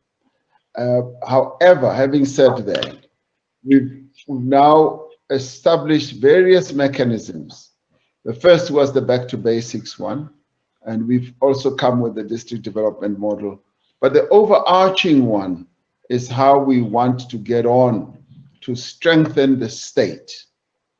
And I have said that the top priority that we should have is that we should strengthen the capacity of the state. When we first announced or delivered the State of the Nation, we started with the economy and all that and ended up with the state at the bottom. And I felt that we now need to focus more on improving the capacity of the state. Because when we are able to improve the capacity of the state at all levels, local, provincial, and national level, we are then able to address some of the challenges that we face. It is more and more of an efficient state, committed state that is developmental, that is ethical, that we will be able to have better outcomes, and we are determined to get to that level. So I am confident that we will indeed be able to accede to higher levels of governance, much as it may be difficult at a number of levels, but we will get there. That is the plan, that is the mission, that is the determination. Thank you very much, Honorable Chairperson. Thank you very much, Mr. President. We will then move on to the next question, which is question 5, on investigations into COVID-19 fund wrongdoings. This question is being put forward by Honorable T.J. Protestant and is directed to the President. Honorable President. Honorable Chairperson, the Special Investigating Unit has made progress, as I was saying earlier, in their investigation since the promulgation was issued on the 23rd of July 2020. The SIU is currently investigating 1,274 contracts from 85 departments, provinces, municipalities, and public entities. That's the combined cohort of entities where investigations are happening. To date, it has referred 34 criminal matters to the NPA and 33 disciplinary referrals to the state institutions. The SCU has instituted cases in the Special Tribunal for Cancellation of Contracts to the value of 223 million rand and the recovery of funds. The investigations are ongoing, as I said. As I indicated earlier, the reports of the SIU will be made public once all the necessary processes have been completed and there is no risk of jeopardizing ongoing investigations. I wish to commend the SIU for the really outstanding work that they have been doing under very difficult circumstances and conditions to have these investigations completed urgently and diligently. And they have assured me that they are pulling out all stops and they are laying out their very best personnel to investigate all these areas. They know what is at stake. It is the national standing of our country. It is the ethos of our country. That is what is at stake. And they are now working around the clock to make sure that they investigate these so that we can be redeemed as a nation that ensures that there is accountability, there is follow through if one transgresses the provisions and regulations of our laws. So I wish them luck, I wish them strength as they continue to do their work. Thank you very much, Honorable Chairperson. Thank you, Mr. President. Let's move on then to the first supplementary question by Tim Proteseth. Tim. Thank you, Chairperson. There will be no surprises on this one. Mr. Chairperson, Mr. President, thank you for your reply. And Mr. President, I'm sure that many South Africans will be encouraged by your reply. However, Mr. President, it is also true that many South Africans are suffering from promise fatigue and want to see real results, which your office is responsible for. Mr. President, we touched on it earlier in a previous question, but the ground was laid for this entire situation, Mr. President, by the disastrous Treasury Note 8. That director from Treasury suspended the conditions of the PFMA and literally flung open the barn door for the corruption hyenas to move in and eat at will.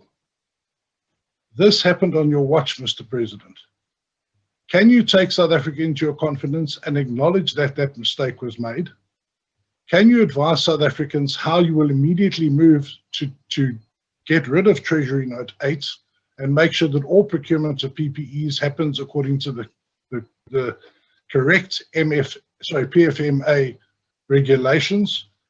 And will you please acknowledge the massive mistake and the lack of foresight made by your government for the corruption that happened and the consequences thereof? Thank you, Mr. President. Honorable President. Thank you, Honorable Chairperson. I did say earlier that, this issue of the procurement of PPEs happened in the wake of the worst health disaster that our country has ever faced since 1918. In 1918, our population was much smaller than what it is now. And as this disaster of COVID-19 descended on us, and as we locked down the country, as we embarked on the biggest health response we've ever seen in the history of this country, it became necessary that we should characterize this, what we were going through, as an absolute emergency situation. In an emergency, and let me digress for a moment, in Cabinet we debated long and hard, and this also included debates in various political parties, whether we needed to utilize the emergency laws as allowed in our constitution, or whether we should go with disaster management. We went with Disaster Act, but Disaster Act also means that you're facing an emergency situation, which then allows you to put in suspense a number of other processes. And it is this that inspired Treasury to say, as we are dealing with this disaster, we do need to act quickly. We do need to procure PPEs for health workers, because we couldn't expose our health workers to infections. And unfortunately, a number of them have since contracted the disease and have died. But we also knew that the nation needed protection, and protection could only be found by procuring these PPEs, and we could only procure them quickly, fast enough, yes, through the Treasury suspending the regulations for PFMA, which is possible and is done in terms of that provision. And yes, in the end it did. The question will always be, with hindsight, did we act correctly to do so? It is exactly the same as having to consider with hindsight whether we did the right thing to do a lockdown, or whether we didn't do the right thing. And in the end, it's not so much that it's a value judgment. It's the fact that it was a decision that had to be taken, and it was a leadership decision.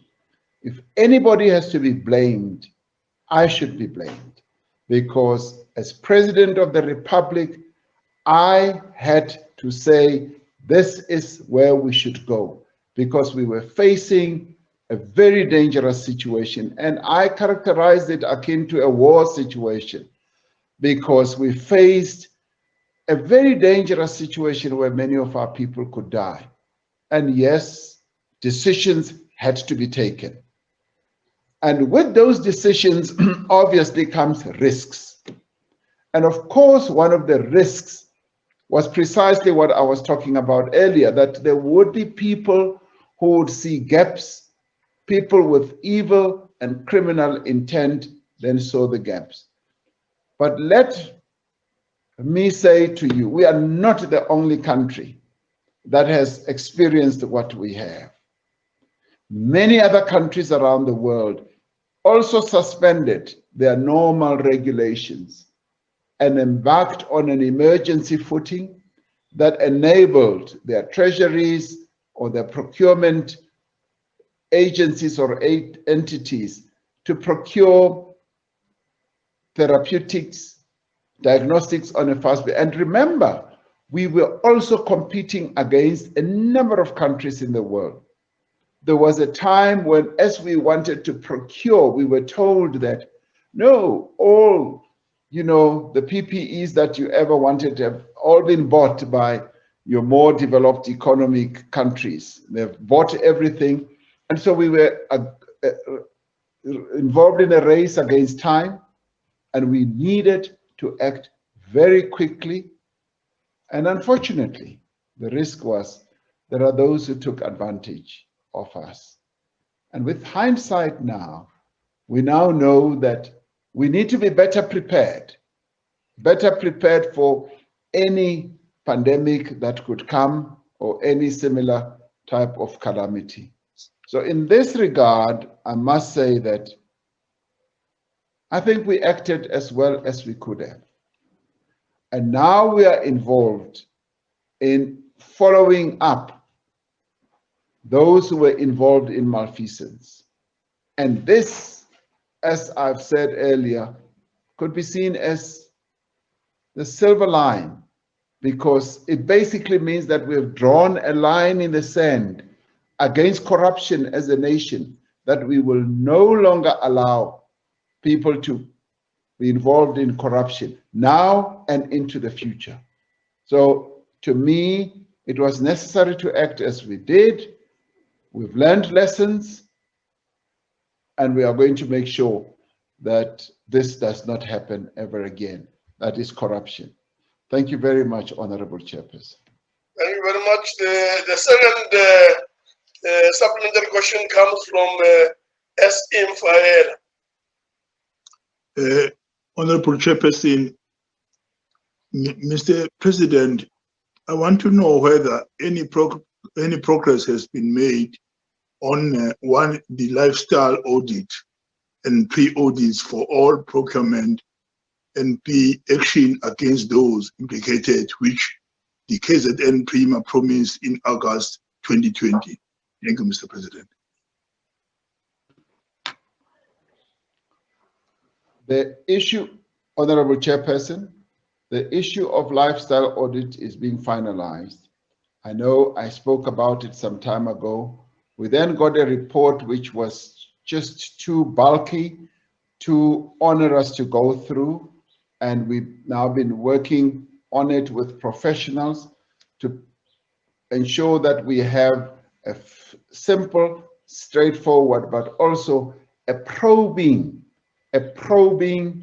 process that cannot be circumvented.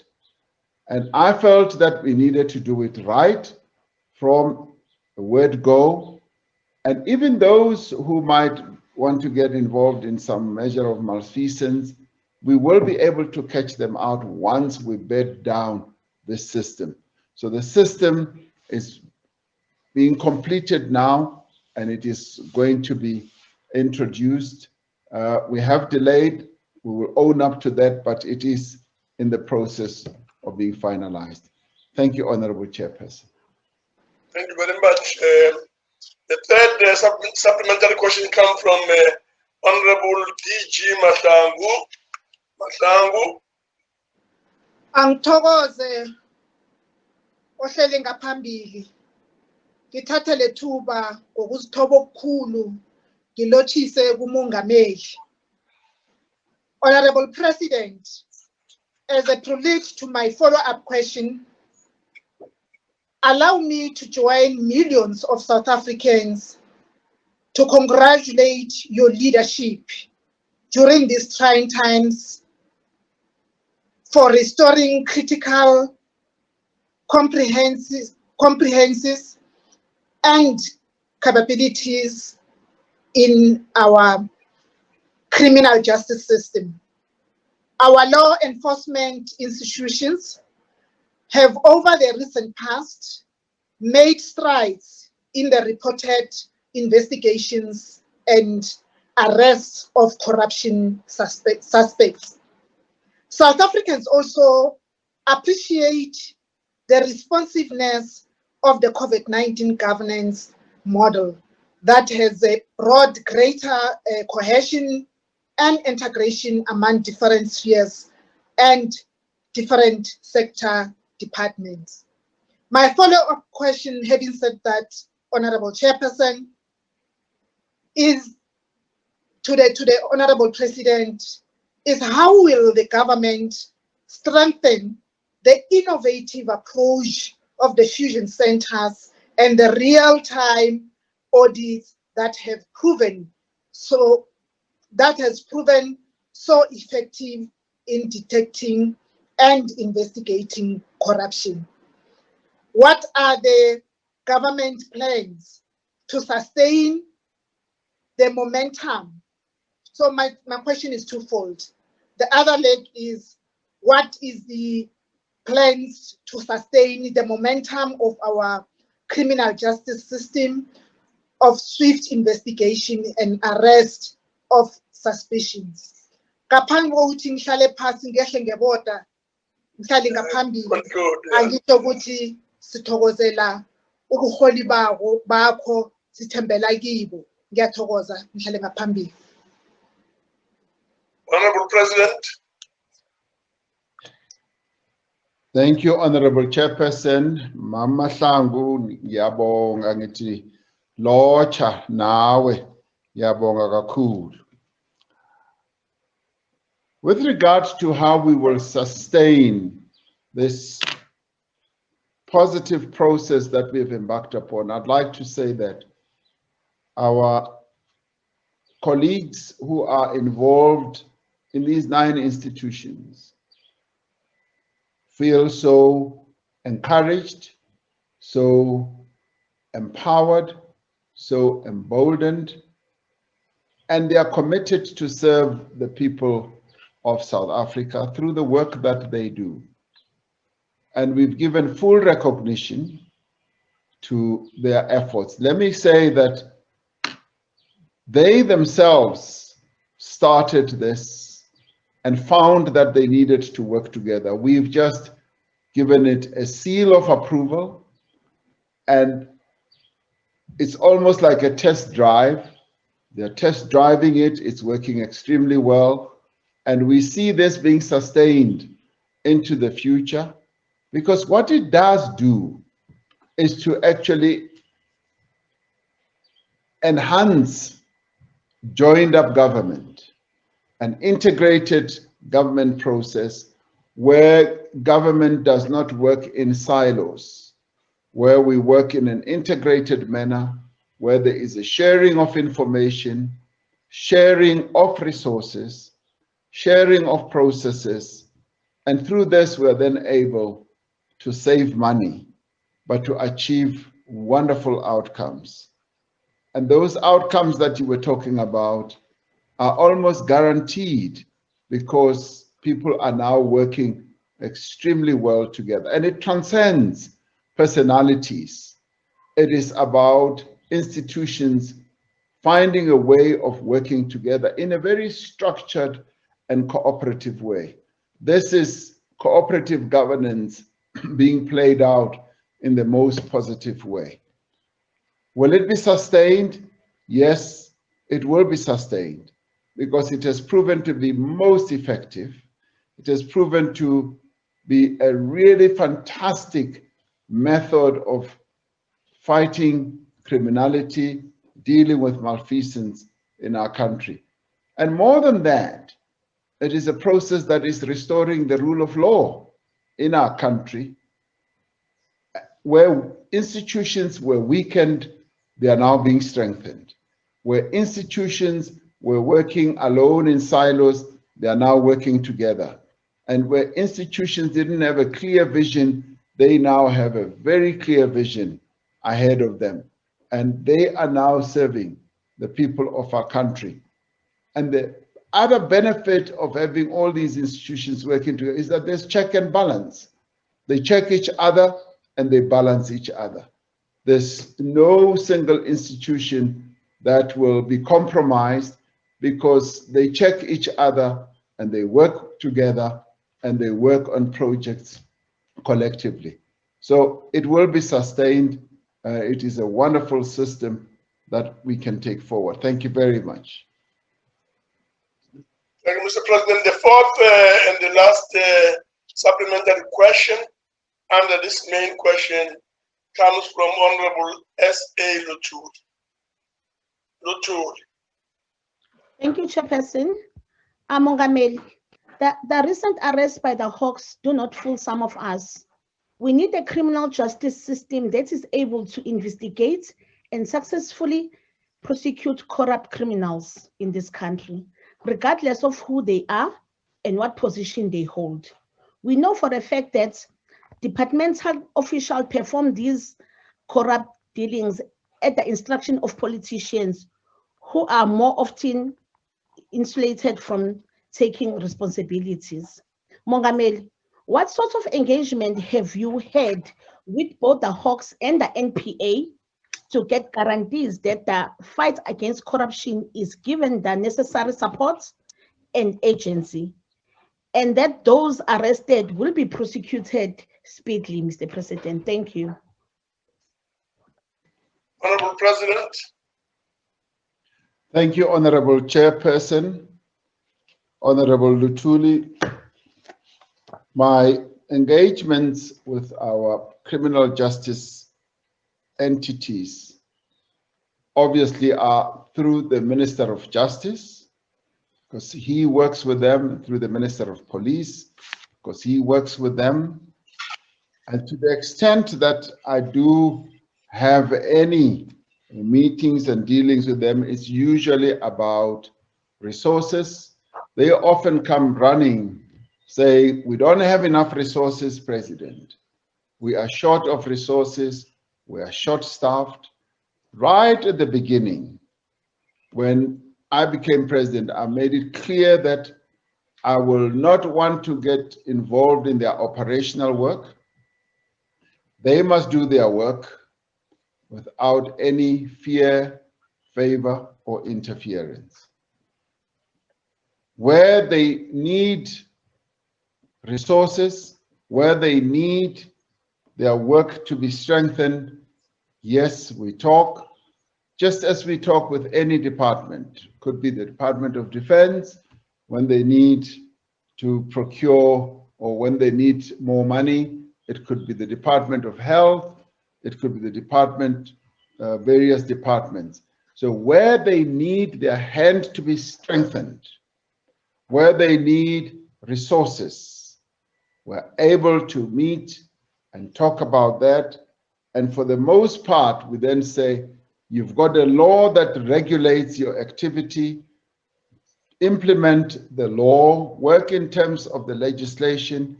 You've got a very clear template. You do not need a president to tell you how you should execute your work. Go ahead and execute it. The support that you need in the form of either equipment, in the form of personnel, in the form of, just enabling your processes, yes, can come and lean on the president, who will then lean on the treasury. But then again, all these things are set out in budgets. So it becomes a lot easier. It is a very easy conversation because all I need to do is to encourage people to do their work and to say that you become loyal and you become faithful to the people of South Africa and not to an individual. Thank you very much. Thank you very much, Honorable President. We now move over to the last question, main question, and that's question number 6. And this question is about public transport infrastructure restoration. The first question initially was asked by M.I. Khai to the president, and because he is not available today, he has not been well recently, but he is not available. The question will then be in the name of Honorable Mwima. Honorable President. Thank you, Honorable Chairperson and honorable members. The continuous damage, the sabotage, the theft, and the vandalism that we've been experiencing of our rail infrastructure is one of the worst forms of economic crime in our country. It has a direct impact and bearing on the lives of millions of South Africans who rely on commuter rail services to travel to work and to study.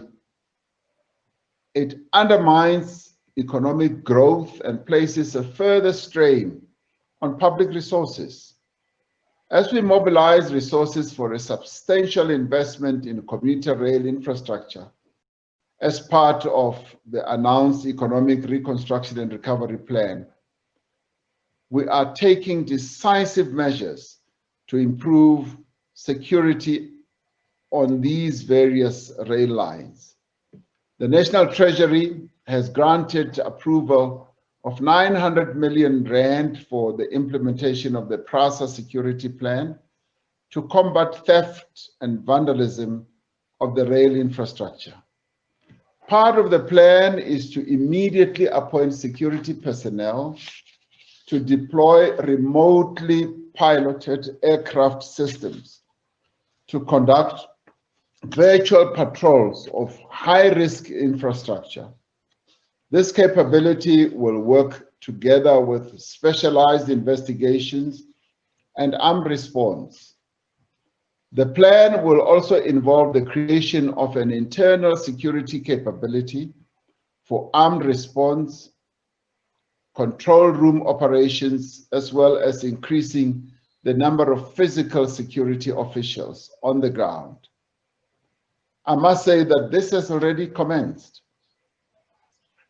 An e-guarding solution will be introduced for the protection of mission-critical assets such as substations, for electricity, relay rooms, and communication sites.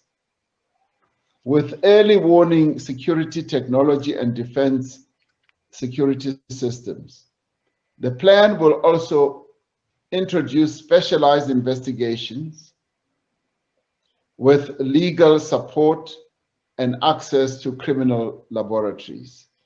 We believe that this capability will improve the quality of investigation reports, leading to an improved prosecution rate. As we substantially improve security measures on the commuter rail network, our most effective defense against such crimes is, in the end, the vigilance of rail users and their active involvement in the efforts to protect this very vital national resource. So we call on all South Africans to take a stand against these types of crimes and be part of the effort to build a public transport that is safe and reliable, as well as an affordable public transport system.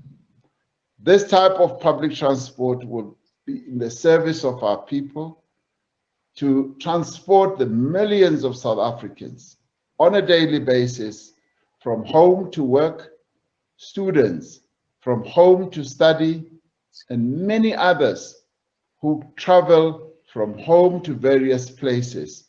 And we want this to be done with safety and in comfort as well. Thank you very much, Honorable Chairperson. No, thank you very much, Mr. President. And now for the first supplementary question, Honorable Muima. Thank you, National Chair. And let me also take this opportunity to express my gratitude to the President in a detailed manner and comprehensive way in which he responded to the complex question around vandalism and theft of our rural commuter assets. Indeed, the leadership that the President is displaying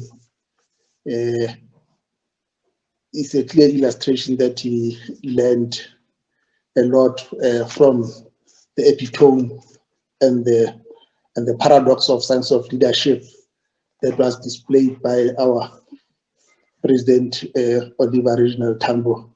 Keep it up, President.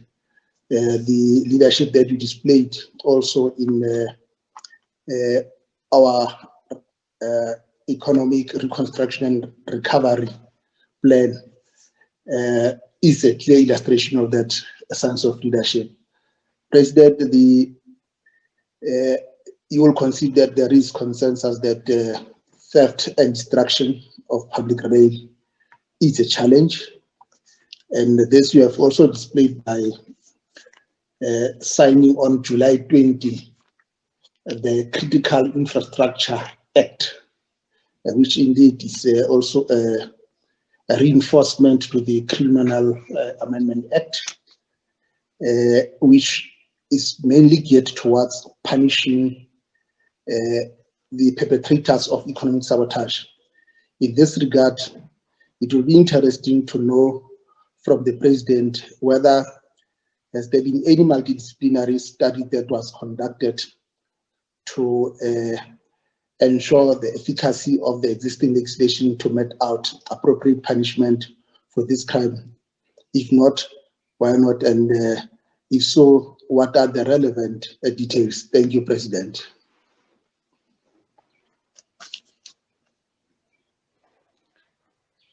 Thank you, Honorable Chairperson and Honorable Moimang. Honorable Chairperson, yes, we have been working on a multidisciplinary process to be able to ensure that those who have committed acts of vandalism, acts of criminality, are identified and brought to book, because we cannot just carry on as though nothing has happened when people have actively vandalized our infrastructure.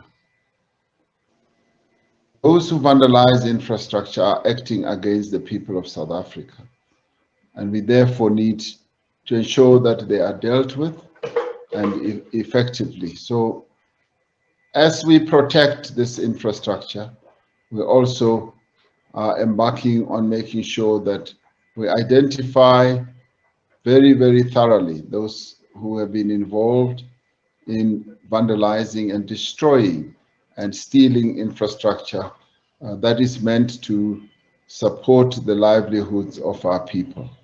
So we will be proceeding, and it will be foolhardy to give the full details here, because we don't want to make those people who have been involved in this any wiser, because we've got to make sure that we stop the scourge of destroying infrastructure that is meant to improve the quality of life of our people as they travel from place to place.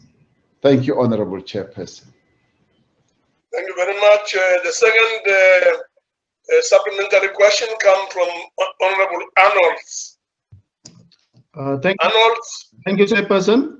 Thank you, Chairperson. Mr. President, indeed, theft and vandalism of critical railway infrastructure not only places the lives and livelihoods of those who rely on trains in danger, but also dire consequences for the economy. But bearing in mind, Mr. President, that it is your government that has presided over the systematic degradation of public transport infrastructure. And without a reliable and dependable public transport system, there will be no economic growth in the country. So we need to hear from you the specific targets, because every time you're coming and with decisive measures to improve. But I think we need to see those targets in terms of what you are saying. And then what will you do to ensure that the rail system is protected from vandalism? You have mentioned some of it, but I think if we go out and if we ask communities, we can see there's no tangible difference in what we see in the country. And then the other question is, have you found out that these acts of vandalism are deliberately the acts of sabotage? Thank you, Chairperson. Honorable President. Thank you, Honorable Chairperson. Do we have reliable targets? The answer is yes. And what steps are we taking? We're taking lots of steps. And as I said earlier, we've going to be implementing a number of projects supported by the finance that the Treasury has allocated. We're going to make sure that we beef up the security at the key rail installations, and we make sure that using technology we are then able to identify those who get involved in criminality. We will be using drones to oversee the rail lines. We will be using all manner of technology, and the security effort that we are going to put into this is aimed at ensuring that there is no vandalizing of these important assets. You're absolutely right, Honorable Arnold, that the transport system is extremely important, and our task is to safeguard that, and our task is to ensure that it works as efficiently as possible, because it is really the lifeline that supports our economy. People being able to move up and down, being economically active, can only happen if you've got an important rail line being supported by a variety of initiatives that we are going to embark upon. So I can assure you that we are going to protect our rail line. We've got funding that has been set aside for that, and that is our aim, and that is our resolve. Thank you very much, Mr. Chairperson. Thank you very much. The next supplementary question, the third one is from Honorable Detroit. Honorable Detroit. Thank you, Honorable Chair.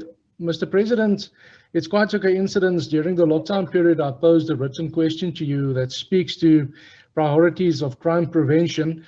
And if you allow me, I want to quote 2 paragraphs of the answer that I received. Open quotes, the operational deployment of SAPS members is informed by the crime threat analysis and the crime pattern analysis.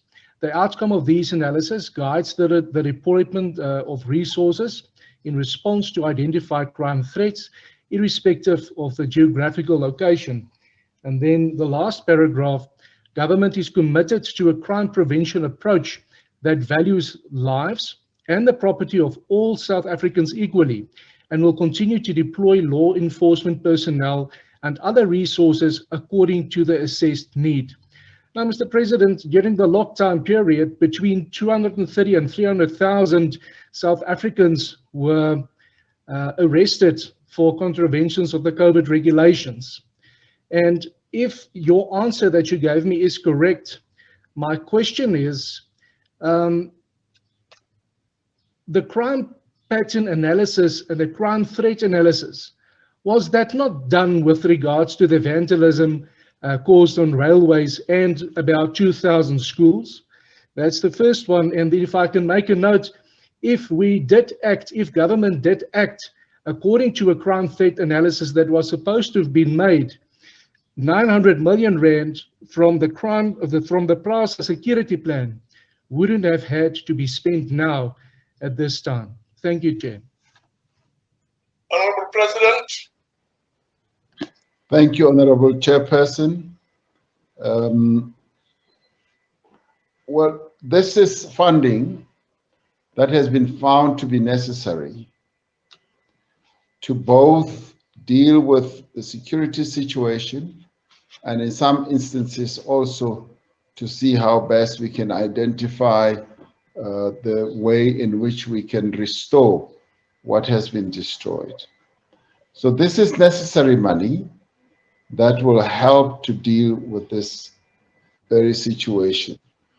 We could go into a lengthy conversation about what led people to embark on acts of vandalism in the way that they did. They were motivated by a variety of things.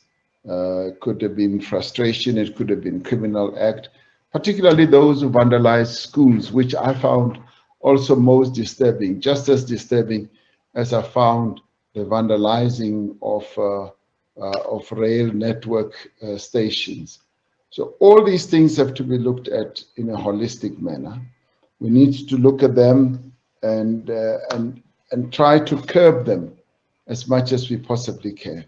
Indeed, we need to curb school vandalization. We need to curb station vandalization, rail line vandalization. So our problem is multifarious.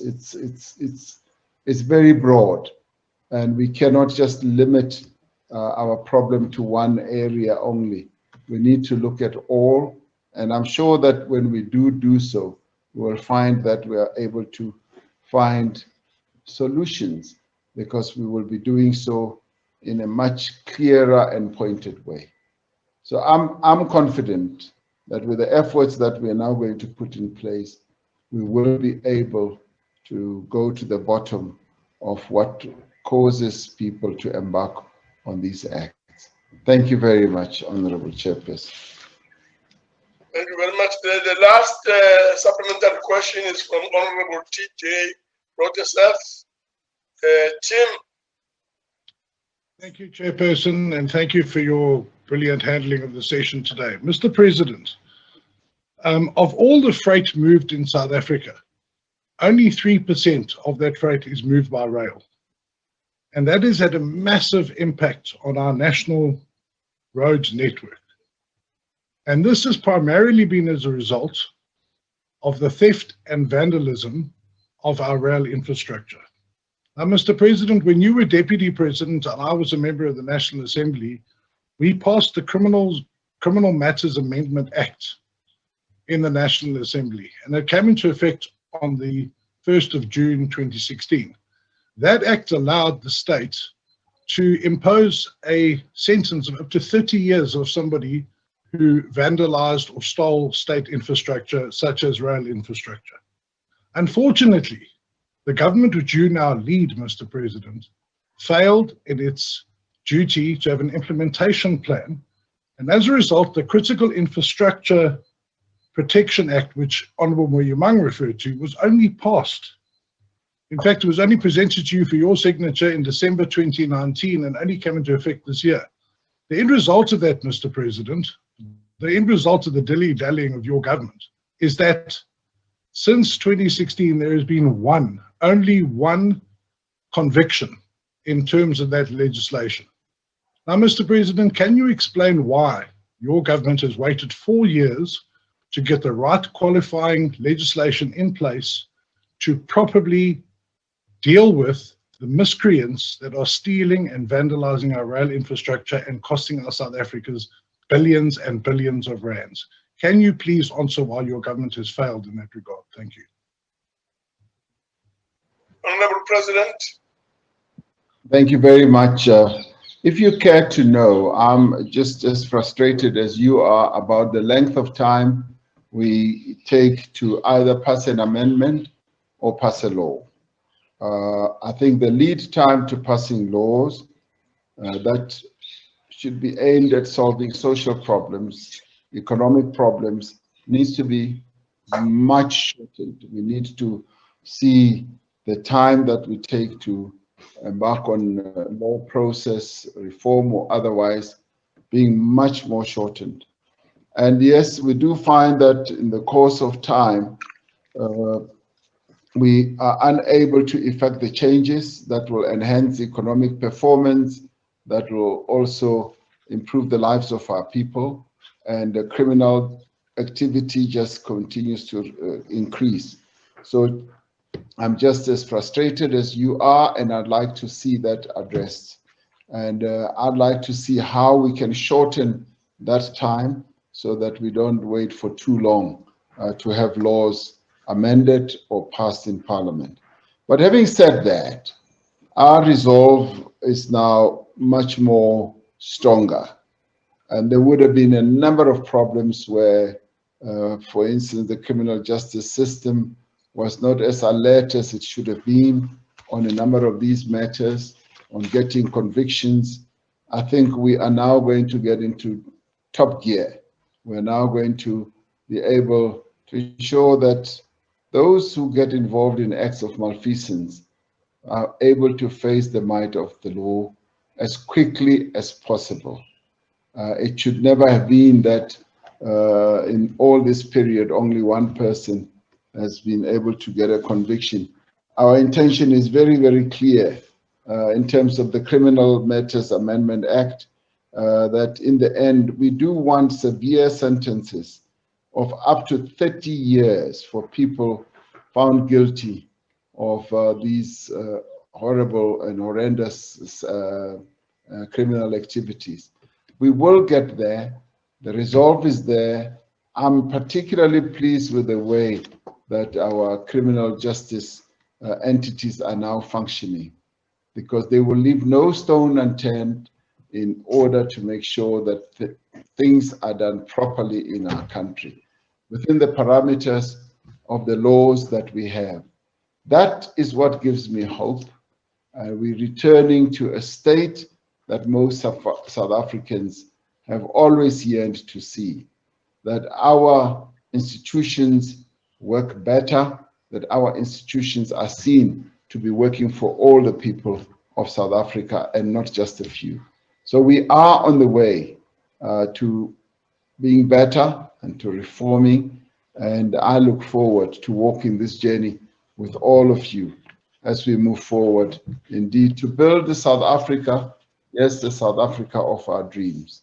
I would like to know that we are doing this collectively as the state, with the House of our provinces, National House of our provinces, as well as the National Assembly, and all of us in the executive working together with the various entities that make up our state, including the judiciary. This, Honorable Chairperson, is a promise that we've made to the people of South Africa. All of us, as we were sworn in as members of this parliament, I think it's a promise that we must keep up to. And I say, moving forward, we're going to make things happen, and they're going to be a lot brighter. Thank you very much, Honorable Chairperson. Thank you. Thank you very much, Honorable President. As we conclude, honorable members, I raise a point of order, please allow me to thank the President on behalf of the NCOP for availing himself to answer our questions. Point of order, please. Delegates, Point of that order, please. concludes the business of the day. Thank The House is now adjourned. Thank you very much. Thank you. Long live the president. Long live the president. Long live president. President. Honorable Boy.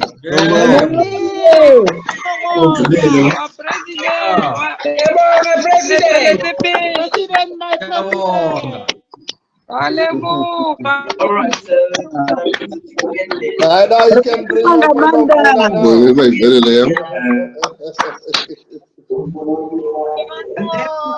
I wish to dismiss. Thank you, our president.